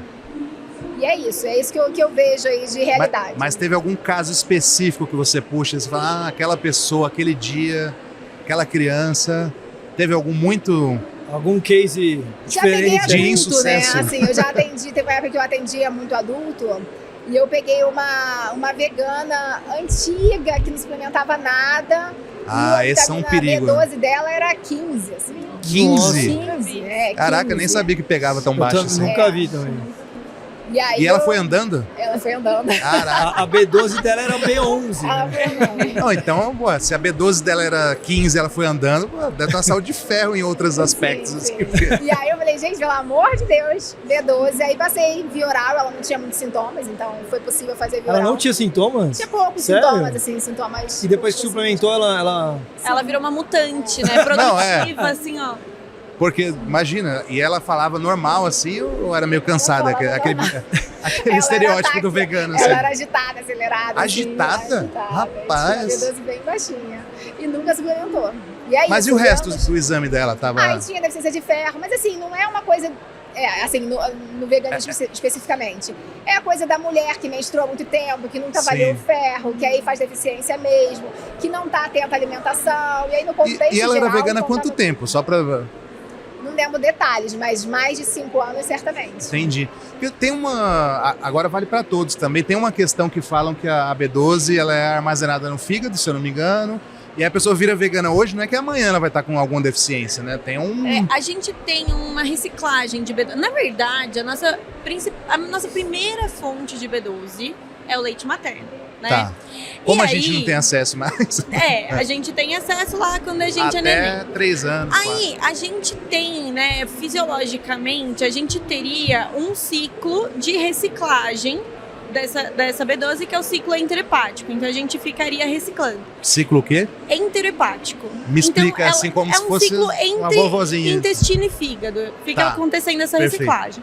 Só que algumas pessoas têm essa reciclagem muito eficiente, outras pessoas têm uma reciclagem muito ruim. Tanto que acontece da gente pegar uma pessoa que é vegana há 15 anos e tá lá com uma B12 de 700. Porque ela sem suplementar. Exato, ela tá reciclando, mas isso não é a realidade. Não é exemplo, né, para todos. Exato, né? E aliás, é o que eu falei, a B12, ela é complicada porque o metabolismo dela é difícil, a utilização, a absorção, a reciclagem, a conversão da forma inativa para forma ativa. Tem muitas possibilidades aí no meio do caminho que não são relacionadas à alimentação, que podem fazer uma pessoa estar com uma deficiência. Mas tem isso, então, só que a gente não pode confiar nisso. Né? Então, existe essa reciclagem, sim, mas não dá pra confiar. Se tornou vegano. Mas esse estoque que fica no fígado, ele dura um tempo? Porque eu ouvi dizer que tinha, tipo assim, 5 anos era meio que tranquilo, ou não? Então, não dá pra gente falar um número. Não tem como, porque isso é muito individual. Algumas pessoas vão conseguir fazer mas eu acho que tem gente que não. Desculpa, depende, porque é muito do quanto essa pessoa tem de atividade cerebral também. De atividades de concentração. Então tem uns que vão ter uma demanda maior, outros vão ter uma demanda de consumo menor, né? Então hoje em dia com os de tela, né? Então assim, a necessidade tem... Eu acho que aquele estudo clássico que a gente lê, né? Dos 40% da população onívora ter deficiência, para mim isso já é maior, isso já tá beirando 70%. Mas é possível uma pessoa que tá com a B12 boa e ela decide ser vegana, ela perder esse estoque em questão de meses, sei lá, semanas? Eu não Já- sei já de Mas é pouco provável. Assim, É. como eu falei, aquele exame daquele primeiro mês. É importante Ele, mesmo, né? ele é o exame do início, assim, porque em um mês não dá pra ter tanta alteração de micronutriente, entendeu? Tá. Em um Normalmente mês não é. cairia, não iria despencar. Tá. Mas assim, até em alguns pacientes, porque isso é uma coisa que acontece. Às vezes o paciente vem com um exame que ele fez várias vezes exame no mesmo laboratório. E aí tem um histórico da B12 dele ali, só que ele nunca foi suplementado. E às vezes estava baixo há muito tempo. E tem esse histórico. Então a gente consegue ver. E às vezes, de um ano para outro, estava diminuindo. De um ano para outro, dá uma despencada. Então, mesmo para uma mesma pessoa, isso pode ser muito... Então, eu não gosto da ideia de esperar cair.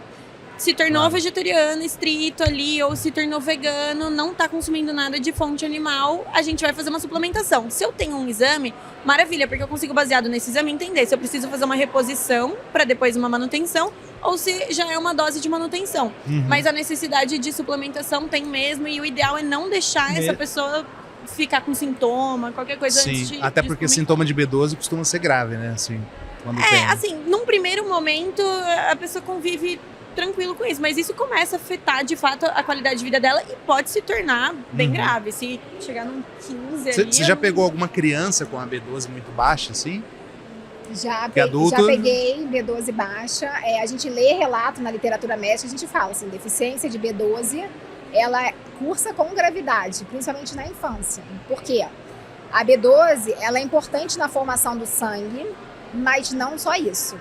A maior importância dela é no neurodesenvolvimento.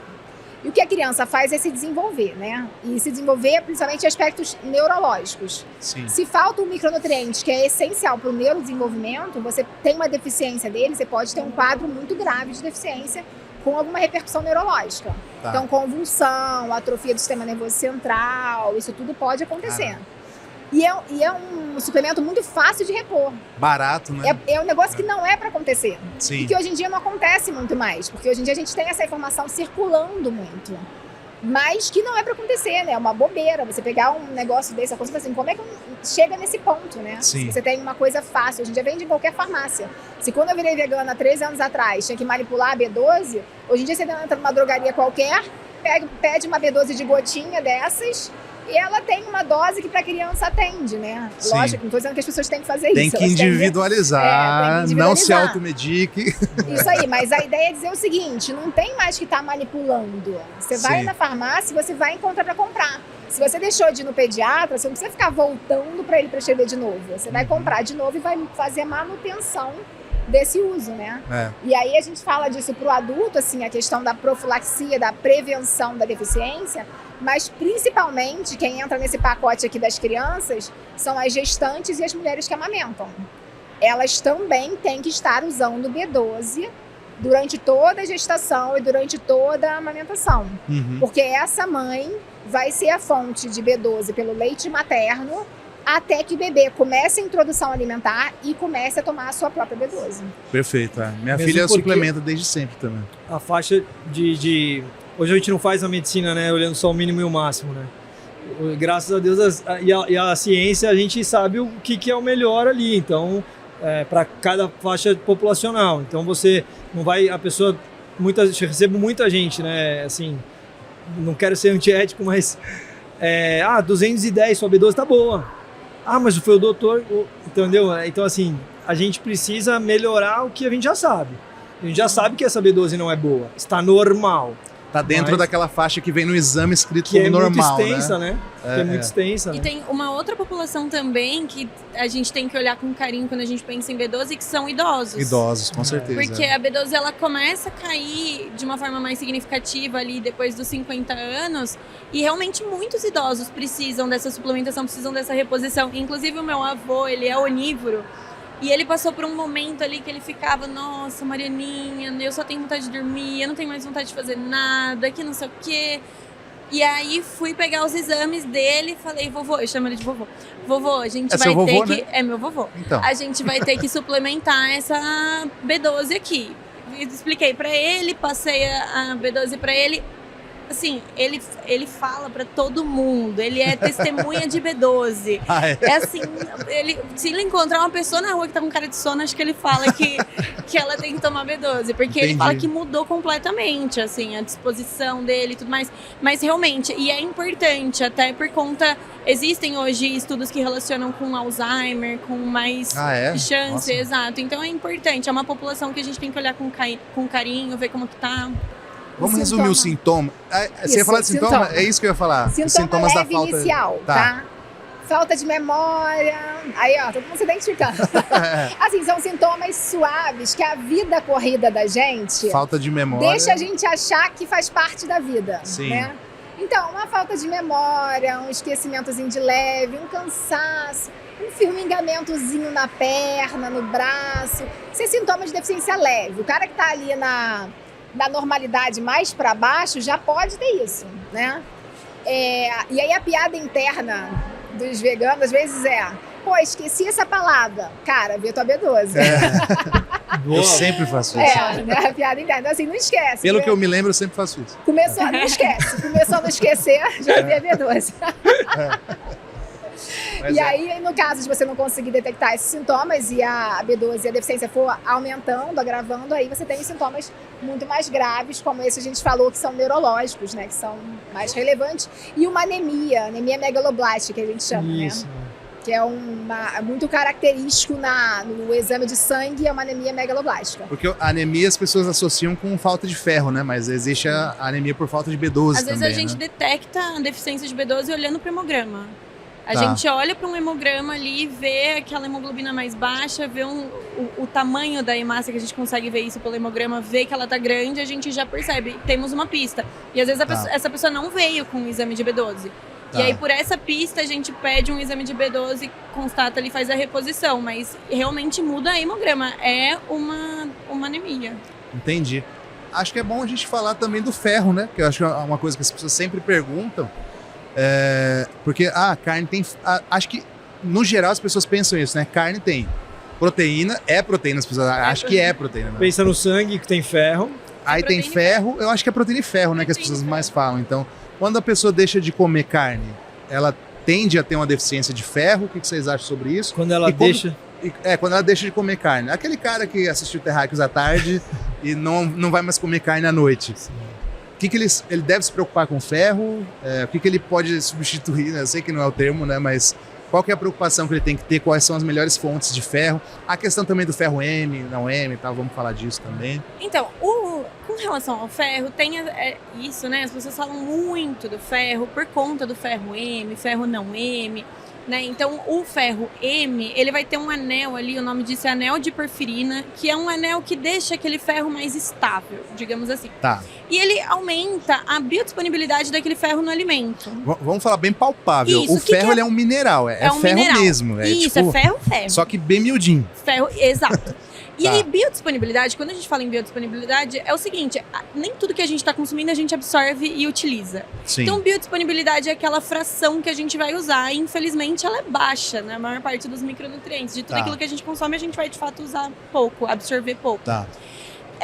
Então, a biodisponibilidade do ferro M, ela é maior do que a biodisponibilidade do ferro não M. Por que será que chama M? Agora, você sabe isso, não? Hemoglobina. De hemoglobina. Ah, é? M, que faz parte da hemoglobina, que faz parte da hemácia, que é a célula vermelha do sangue. Por isso chama É o ferro M. Isso. E o- M, mas não dá a é impressão M, que- é H... É HEME. Isso agora... Não é um M. Que nem- porque eu tava Se imaginando você M. parar pra mesmo. pensar na palavra Não, eu hemoglobina... sabia disso, agora é a B12 que é... Hoje eu imaginei uma letra M. Não é H-E-M-E. HME. De hemoglobina, de hemácia, de Agora fez sentido. de sangue. Eu falei, eu acho que a Laura não fez letras. Super-herói M, né? Tipo, Agora sim, tá, HE, tá, faz sentido. Isso, então Tá. a gente tem esse ferro M, que é um ferro mais biodisponível. Tá.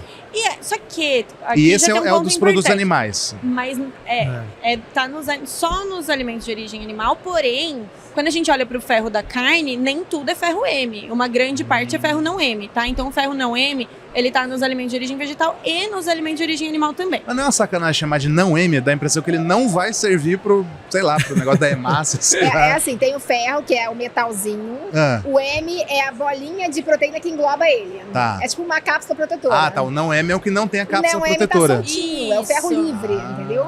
Entendi. Exatamente. Então, a diferença basicamente é esse anel, pensando ali na estrutura. E é um anel mesmo, olhando pelo microscópio, assim, tem uma capinha Tem uma ali. Proteção, exato. Não 100% redondinha, mas... Tá encravado no meio de uma proteína, assim. Ah, é? É. Deve ser interessante de ver, né? Mas aí a diferença é a biodisponibilidade. Porém, a grande questão é, quando a gente pensa no ferro não M, a gente tem formas de mudar a biodisponibilidade dele. Então, a gente pode aumentar a biodisponibilidade desse ferro. A biodisponibilidade dele, a gente fala que ela é alterada pela dieta, em componentes da dieta. Então, por exemplo, adicionando vitamina C, a gente consegue aumentar a nossa absorção e utilização desse ferro. Tá. Então, mas em termos geral, o que é importante a gente deixar claro? Apesar da gente ter uma diferença de biodisponibilidade entre o ferro, né? Que vamos generalizar ali, por mais que a gente saiba que o não M também tem em carne.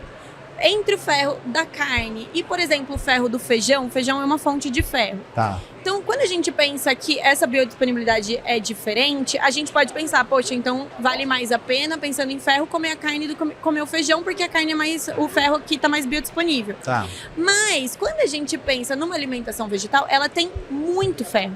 Então, pensando na quantidade, até se a gente compara a carne e o feijão, a quantidade no feijão é maior por caloria. Então, pensando em 100 calorias aqui, 100 calorias aqui. A quantidade no feijão é maior. Então, quando a gente passa por essa conta de biodisponibilidade, da fração que vai ser de fato absorvida, no feijão a gente absorve até um pouquinho mais. Então, tendo uma alimentação adequada, e aí a gente pensa já de novo nas leguminosas, né? Porque são uma boa fonte também de ferro. Tendo uma alimentação adequada, você vai sim consumir... Mas você falou que no feijão absorve até mais o ferro do feijão? Não, no final das contas, a gente chega numa quantidade maior. Exato. A biodisponibilidade no feijão é menor. Tá. Mas como a quantidade é maior, entendi. você vai fazer aquela continha ali do quanto vai ser absorvido. No caso do feijão Então, vai ser até mais. no mesmo consumo de caloria, numa concha de feijão e num bife pequeno, você vai... Eu consumo um pouquinho mais de ferro pelo feijão. Exatamente. Nossa, mas isso é interessante, hein? Isso, eu não sabia disso Só também. que a É gente... muito engraçado pensar que os vegetais têm muito ferro. É. O ferro é o mineral mais presente no planeta Terra. E os vegetais são muito ricos em ferro, principalmente as leguminosas e os cereais integrais. Então, feijão, mais uma vez, olha como é que a natureza é legal com vegano, preste atenção. Proteína, leguminosas, feijão, ervilha, lentilha, grão de bico, soja. Sim.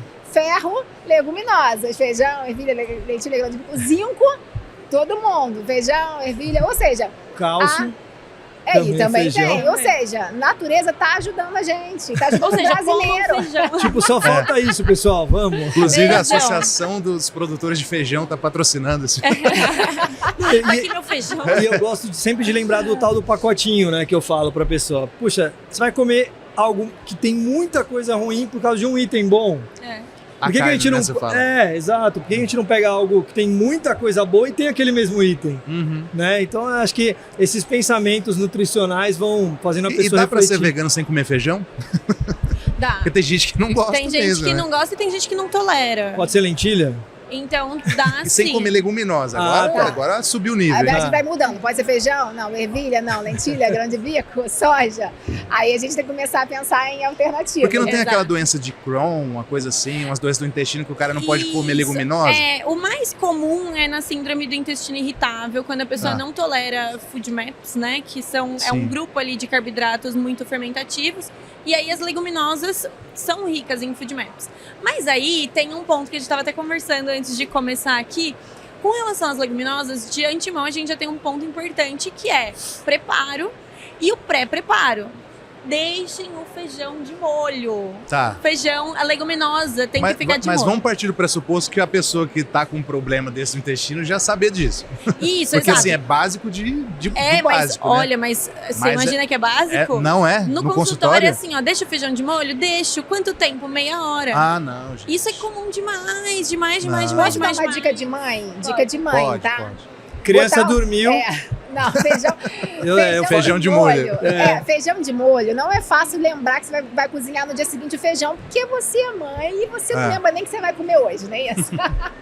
Então, assim, chegou do mercado, abriu Eu faço isso. já bota tudo de molho. Feijão branco, feijão preto, boto 1 lentilha, quilo de ervilha, molho. grão de bico.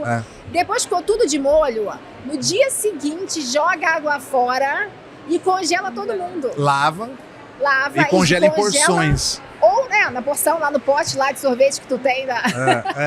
Congela. Eu congelo aí, em porções, assim. É uma porção que eu sei que Você eu vou vai fazer. cozinhar? Que eu vou cozinhar. Boa. Perfeito. Porque senão depois é difícil de ficar quebrando aquele feijão congelado. E aí depois você, no dia seguinte, vou cozinhar o quê? Abre teu congelador, grão de Lógico. bico, ervilha, lentilha, feijão e já cozinha. Tudo já demolhado, né? Tudo já demolhado. Congeladinho, pronto Não pra precisa cozinhar, guardar temperar. cozido, porque guardar cozido também demanda um trabalho. Exato. Você vai tirar do molho quando você puder, na hora Essa que você dica- tiver tempo, né? Essa dica muda vidas. Eu como mais feijão boa. depois que eu comecei a fazer isso, sério mesmo. Porque, vou almoçar, mas não deixei de molho, então vou só jantar e não dava também, enfim. Sim, e o cozimento fica mais rápido, né? Então, Também. Mas Mas continua aí, o que você tá falando. Pode E a aceitação vai ser maior, né? Porque a pessoa vai ter menos gases, Exato, tem esse ponto. Muitas pessoas falam, eu não como feijão. Aí eu sempre quero entender, mas você não gosta? Por que você não come? Eu não como porque eu fico com dor. Então são os gases. Deixa de molho? Não. Ou então deixo meia hora, 1 hora. Então isso é uma coisa recorrente. Doutor, é ali. hereditário. Minha mãe falava que dava gases. Só que aí você vai ver que a mãe come passou o pra mesmo filha feijão. o demolho errado. Exato. Tem muitas dessas questões Eu familiares. tenho Tem pessoa na questões família que familiares deixa você vai 1 olhar hora a só de molho. alimentação. Aí o feijão é uma delícia, mas dá esse problema. Mas vamos mas aí supor que a pessoa já faça isso, 12 horas de molho pelo menos, tal. Aí pensando nessa questão, né, dos food maps, cada leguminosa vai ser tolerada de uma forma diferente por essa pessoa. Então, por exemplo, lentilha é uma leguminosa muito fácil de tolerar. Tá. Tofu também. O tofu vem da soja, né? Então, por Sim. isso que a gente tá falando aqui que é leguminosa também. Tofu também é muito tolerado. Então, a primeira coisa que a gente vai fazer, porque tem uma questão, quando a pessoa tá muito sintomática, ela tá reagindo a tudo. Ela tá tendo sintoma com tudo. Se ela estiver muito sintomática, Mari, nada, tofu me dá sintoma, lentilha me dá sintoma. Então, é o que eu sempre falo pros pacientes, vamos organizar a casa.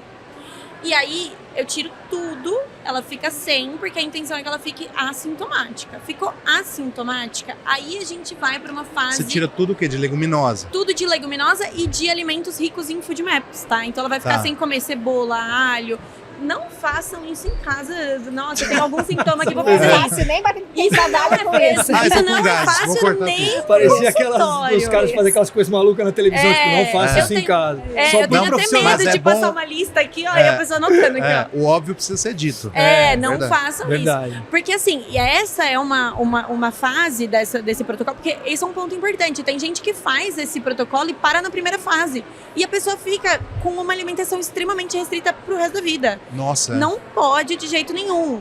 A fase de reintrodução é extremamente importante, porque é a fase onde a gente tem respostas. Sim. Então, essa pessoa vai começar as reintroduções, e aí eu acompanho tudo isso, eu faço isso junto com o paciente, eu dou pra ele, no dia tal você vai comer 1 colher de sopa de feijão.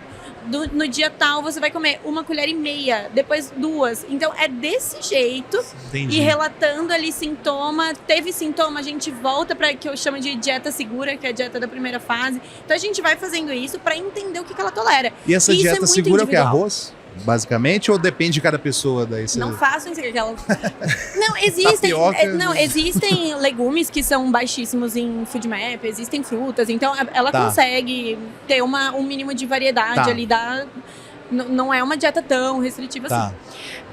Mas aí, então, o que acontece? A gente vai fazendo essa reintrodução e a tolerância vai ser muito individual de paciente para paciente.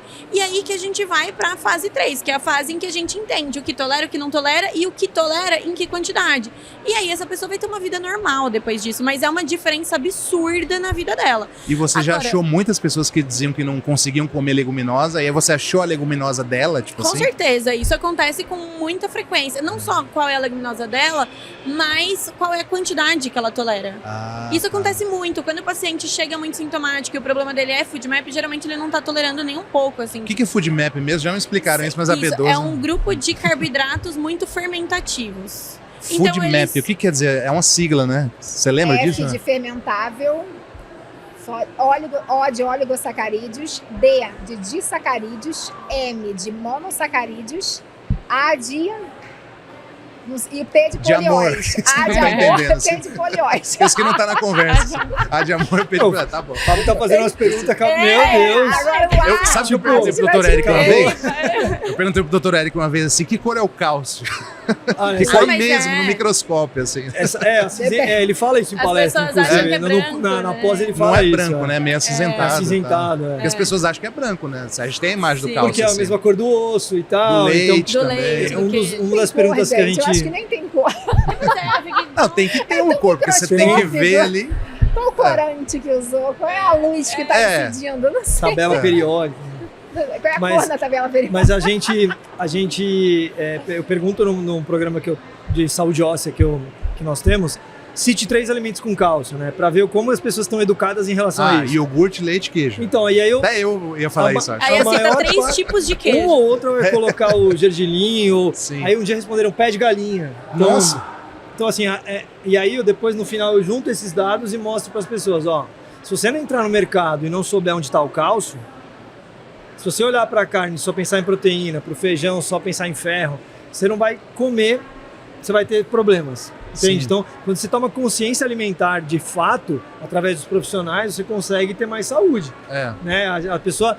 O problema é que muitas pessoas hoje em dia estão pegando dicas aleatórias, né? E não estão consultando profissionais. Pois é. E quanto mais... Só podcast não pode. Quanto mais revolucionária a dica, quanto mais com cara de mágica, mais faz sucesso. Mais dopaminérgica E pra você mais clicar. maluco a gente vai ficando, né? De tipo, como que eu começo a desfazer isso aqui? Cada coisa que eu vejo. E uma meu coisa Deus. que eu queria falar, que assim, de todo o nosso papo, a gente falou da possibilidade de fato de ser vegano e tal.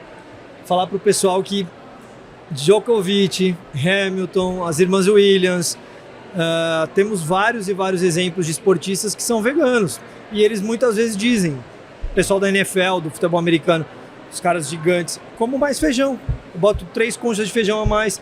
Antes eu comia um prato assim de carne e comecei a ficar fadigado, não conseguia ir pro choque da mesma forma, né? Então o cara começa a ter isso que a Mariana comentou também, de aumentar a leguminosa, a Laura falou, e ele consegue o aporte para ele ter mais ferro, para ter mais sangue, para ter mais produção, né? A hemácia melhorar e tudo mais. E fazer o esporte. Oxigenação do cérebro. Exato, então assim, não é só possível, imagina que um atleta de alto rendimento que está jogando tênis aos 39, acho que o Djokovic está, e ele está conseguindo ser quase campeão ainda de vários grandes lances, e ele é um atleta plant-based, então ele consegue, sem comer carne, né, atingir o que ele precisa. Então, às vezes, as pessoas têm medo. Não, mas peraí, tem um cara que está ganhando medalha de ouro. É sendo engraçado que vegano. a pessoa que vai 3 vezes na musculação na semana fala, não, mas é que eu treino, então eu preciso comer mais proteína. Aí você fala, entendi. A Amanda ali no levantamento olímpico, na Olimpíada, tá precisando de menos proteína que você, então. Nossa, é verdade, né? Ela é um exemplo de força, exemplo né? de força. Desculpa Mulher eu ter super mudado forte. aí, mas é só para Imagina, mas Não, mas É, a mas questão esse- é que assim, o assunto é muito extenso, na amplo, verdade. que começa a me dar uns insights Porque de... eu dá acho pra que falar de esportista, dá pra Sim. falar... tem, assim... E é importante trazer pra realidade, né? De tipo, gente, como que pode as pessoas ainda falarem que não dá ou que vai faltar proteína se a gente tá vendo o resultado, tá vendo as pessoas performando. Então, assim. Mas eu queria voltar na pergunta, na verdade. Isso, Porque então. dá pra ser vegano sem consumir leguminosa ou alguma leguminosa tem que achar, né? Alguma leguminosa a gente vai achar. E assim, eu nunca eu de verdade nunca fui exposta a essa necessidade de Tá. zerar a leguminosa de alguém, porque alguém chegou falando, eu não consumo Tá. absolutamente nada. Alguma possibilidade a gente vai ter, nem que a gente recorra a uma suplementação. Porque é isso. Uma proteína Em pó, por em pó de exemplo. ervilha que é mais Exato, limpa porque ou de quando a gente barro, sei lá. pensa, quando a gente pensa nas proteínas em pó e tudo mais, a suplementação, ela tá aí pra isso, né? Então, claro, as pessoas existe hoje uma banalização disso e uma coisa da proteína, né? Nossa, quanto mais melhor. E a gente sabe que não é assim. Então não é uma necessidade. Nossa, eu me tornei vegetariana, preciso suplementar. Não. É igual uma pessoa que não é vegetariana e que suplementa whey ali. Às vezes isso agrega uma praticidade, enfim. Aí existem casos em que, de fato, né? Eu nunca peguei uma pessoa que, não, eu não consumo absolutamente nada de leguminosa. Mas nesse caso, uma suplementação seria bem-vinda. Porque, de fato, pode ser muito mais desafiador a gente chegar ali num Sim. aporte proteico dela. Então, suplementação tá aí pra isso. Mas eu nunca peguei um paciente... Até porque tem um ponto importante que eu acho muito legal. Que até você falou, né? O paciente, quando chega uma criança vegetariana, geralmente vem mais informado. E o paciente, todo paciente que chega e ele é vegetariano, ele é vegano, ele é mais informado e ele também é muito empenhado. Porque aquilo ali é muita coisa pra ele, aquilo ali significa muito. Então, né, se não dá pra ser isso aqui por um motivo, não, mas vamos fazer isso aqui, sabe? Então, é muito... Sei lá, eu acho fácil de trabalhar com esse paciente. Tá passando pano, hein? Mas tá puxando a salsinha pro seu lado, hein? Mas realmente facilita a nossa vida, a gente sabe disso. Quando chega um paciente informado, empenhado, gente, aquilo ali é facinho. E lembrar que nessas transições existem, em alguns casos, necessários, mas esses que imitam as carnes são ultraprocessados, né? Lembrar disso, que se a gente fizer a alimentação mais caseira, a gente vai ter mais resultados. Com certeza. Lógico que para algumas pessoas é importante que essa transição aconteça dessa forma. Cada um vai ter a sua forma, né, de fazer a transição. Tem produto vegano que não é tão saudável. Isso, Com exatamente. certeza. Então vamos também ser realistas, né? Isso chega no consultório, inclusive. Chega também? Porque tem gente que Muito quer embutido, reproduzir... A pessoa quer reproduzir exatamente a alimentação que ela tinha antes. Isso. E aí ela quer colocar um bife ali. E aí ela coloca esses ultraprocessados. E aí tem esse trabalho. A primeira coisa que eu faço olha, vamos identificar esses pontos, aonde que tá entrando ultraprocessado, por que tá entrando, e a gente vai tirar isso aqui, porque isso é pro esporádico, é assim, Sim. Eu tô com muita vontade de comer um hot dog, beleza, come a salsicha, né, pede ali no lugar que você quer e vai vir uma salsicha que é ultraprocessada, né, tá tudo bem, isso é esporádico. Agora, o que a gente precisa cuidar? Do nosso padrão alimentar. O nosso padrão alimentar tem que ser baseado em comida de verdade. Não dá para usar esses ultraprocessados no dia a dia. Embora tenha um estudo, acho que eu publiquei essa semana até um vídeo a respeito de um estudo que fala que o ultraprocessado vegano, apesar de não ser tão saudável, obviamente, como uma alimentação, né, integral e tal, ele é menos pior para a saúde, vamos dizer assim, do que os produtos animais. Não é nem os ultraprocessados animais. Mas a carne in natura, ela é pior para a saúde do que um ultraprocessado vegano. Não quer dizer para comer ultraprocessado vegano, como, né? Exatamente. Eu não li esse estudo, mas é interessante. Mas eu falo isso há algum tempo. É um estudo, não é uma meta-análise, nada, mas assim, faz sentido. Sim, mesmo. Exatamente. Até porque a OMS coloca a carne in natura no grupo 2 de risco de câncer e ultraprocessado de carne no grupo 1. Isso. E até hoje, pelo menos, os ultraprocessados veganos não entraram, né? Provavelmente cancerígeno, né? Como provavelmente... a in natura é provavelmente cancerígena. E talvez não esteja no 1 por conflitos maiores financeiros. É verdade. Que a OMS diz, né? Então tem que dosar isso daí. Ô Laura, deixa eu te fazer uma pergunta também que me ocorreu agora.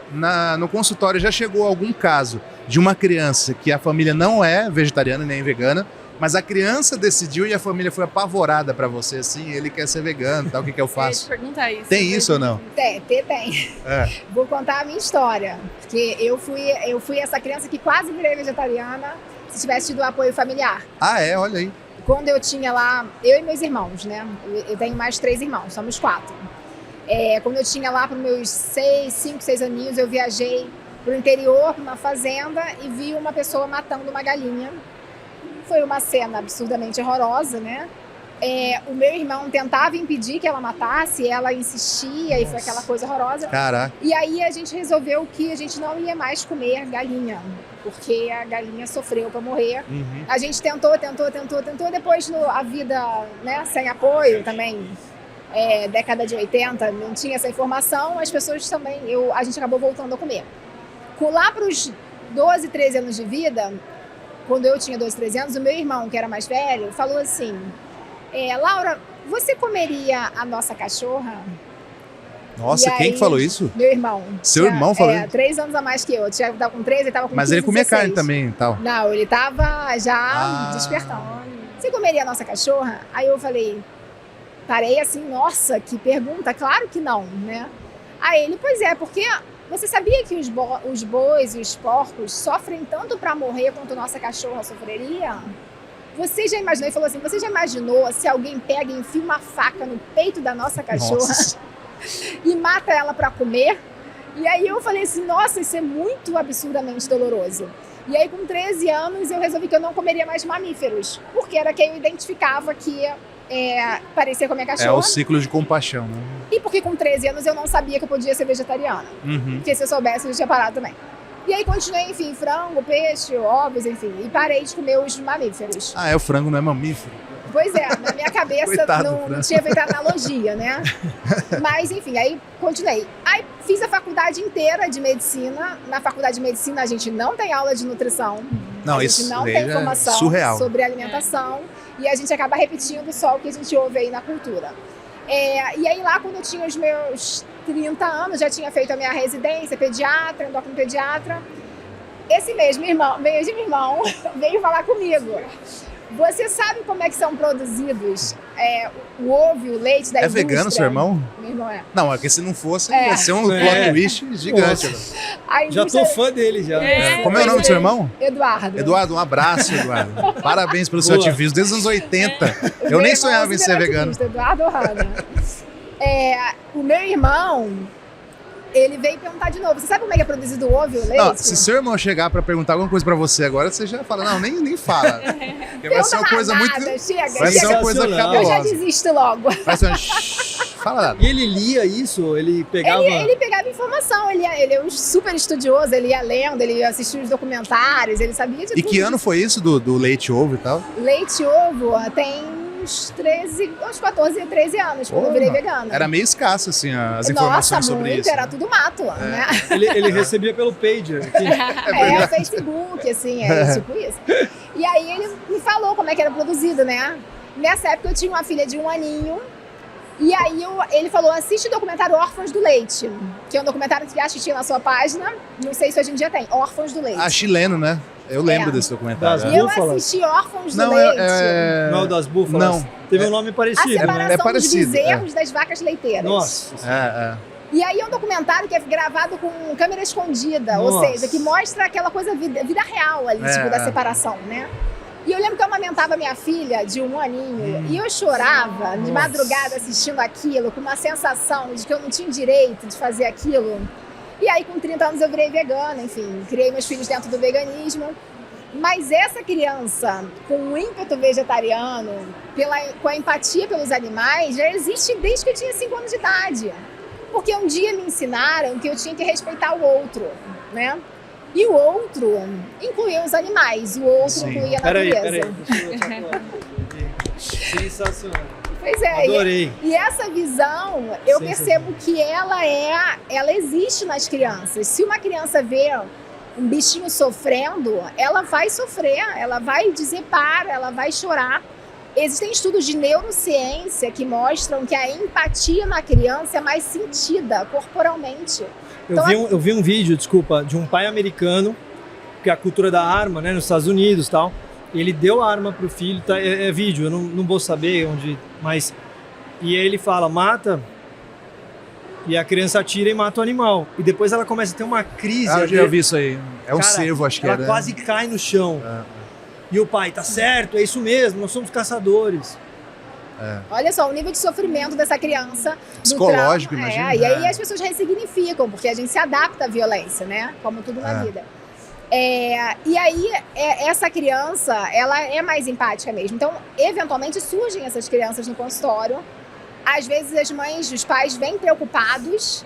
E a primeira coisa que eu falo assim, que lindo, né? Você tem um filho altamente empático, que resolveu olhar para o outro ser de uma forma que ninguém está olhando, ninguém ensinou para ele. Então, parabéns, né? Porque certamente você deve criá-lo de uma forma muito empática também. E aí, eventualmente, tem pais que viram veganos no fluxo, né? Olha que legal. Por causa desse hábito do filho. E tem pais que não, que só ajudam, vão... Hoje em dia, essa visão de respeito à infância ela é muito maior, né? Sim. A gente tem um kit em casa de salva-bicho. Então, quando aparece um bicho, pai, tem um bicho! Kit salva-bicho. Aí todo mundo sai correndo, aí pega o kit, aí a gente pega o bicho e leva lá pra grama. Então, assim, eu acho que a gente ensinar desde cedo isso. Eu Porque tenho um pote lá antigamente- que eu ponho um papel embaixo também e ponho pra fora. Podia inventar, né, Fábio, um dispositivo. Mas que já você- inventaram. Já, cara? Eu já vendi isso numa época. Mas não aquele de fazer assim, que aí pode matar Não, um mas ele animal. é fofinho. É? Ele pega assim, mas Eu é vi fofinho. uma vez isso chamava cata inseto, uma coisa assim. Então, assim, eu Mas acho aí que ficou difícil de a acessar gente, também. eu sou de uma época que se pisava e dava risada na formiga, né? Você pisa, que legal, morreu o bichinho. Hoje em dia, acho que se você ensinar desde cedo, você vai criar um outro ser humano, né, gente? Sim. É isso, pessoas. Tem muitos assuntos relacionados pra gente falar a respeito. E vamos falar, o podcast vai ter 8 horas. Tô brincando. A gente precisa encerrar em algum momento, já estamos aí com quase 2 horas. Mas eu acho que foi bem elucidativo para as pessoas que estão em casa, principalmente para quem está começando, como eu disse no começo. Mas teve muita coisa. Você me falou umas 3, 4 coisas aí que eu não sabia. Esse negócio do anel, bom, que que eu já não coisa lembro, boa. inclusive, mas O ferro M. Já eu vou perguntar de novo quando você voltar. desaprendeu. O ferro M, o anel, que o M é com H, não é uma letra M, né? Enfim. Muita coisa aqui que eu acho que foi útil para todo mundo. Questão do SUS também, pessoal de Vinhedo. Qual que é o bairro que você atende para o pessoal mudar para lá? Chama Três Irmãos. 3 Irmãos em Vinhedo. Então... Não, a nossa UBS está em obras. Estamos atendendo no centro médico. Ah. Estamos atendendo em outro lugar. Que é outro bairro.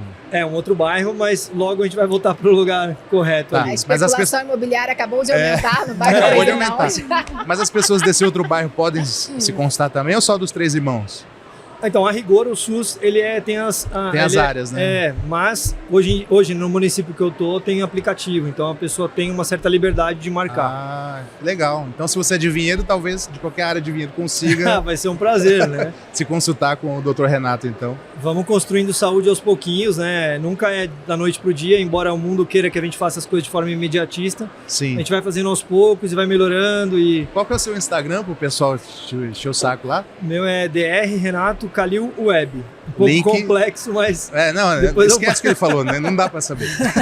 Tá aqui na descrição. podia criar um mais simples, né? Underline? É isso? Já começou errado. Não, esquece. É aspas, asterisco.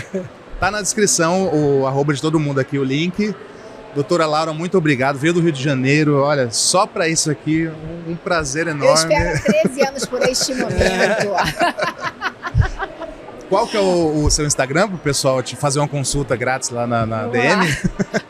@DRA de doutora. Tá. Laura Ohana, OHANA. Gente, tá aí embaixo também. Tá difícil, tá difícil. Tá difícil. Vai na descrição. Isso. Vai por mim. Só tá nome melhor. fácil aqui. Não, o dela vai ser tranquilo, quer ver? É tranquilo. Mariana, com 2 N's, Y, qualquer coisa assim ou não? Não. Mariana mesmo. Fortes Mariana, com Mariana. PH. Mariana Fortes com 2 Fs. Com Mariana 2 F's. É porque é Fernandes Fortes, então é Mariana F Fortes. No Instagram é isso, então. Mariana F. Mariana Fortes. Fortes com 2 Fs. Não, perto dos outros Tá tá fácil, fácil. tá fácil. Mas o link também tá aqui na descrição. Então é isso, gente. Muito obrigado. Like, comenta, se inscreva e sigam essas pessoas que também estão lá fazendo conteúdo para te ajudar aí no seu dia a dia vegano, tá bom? Tchau. Valeu. Tchau, tchau. É isso. Valeu. Muito bom.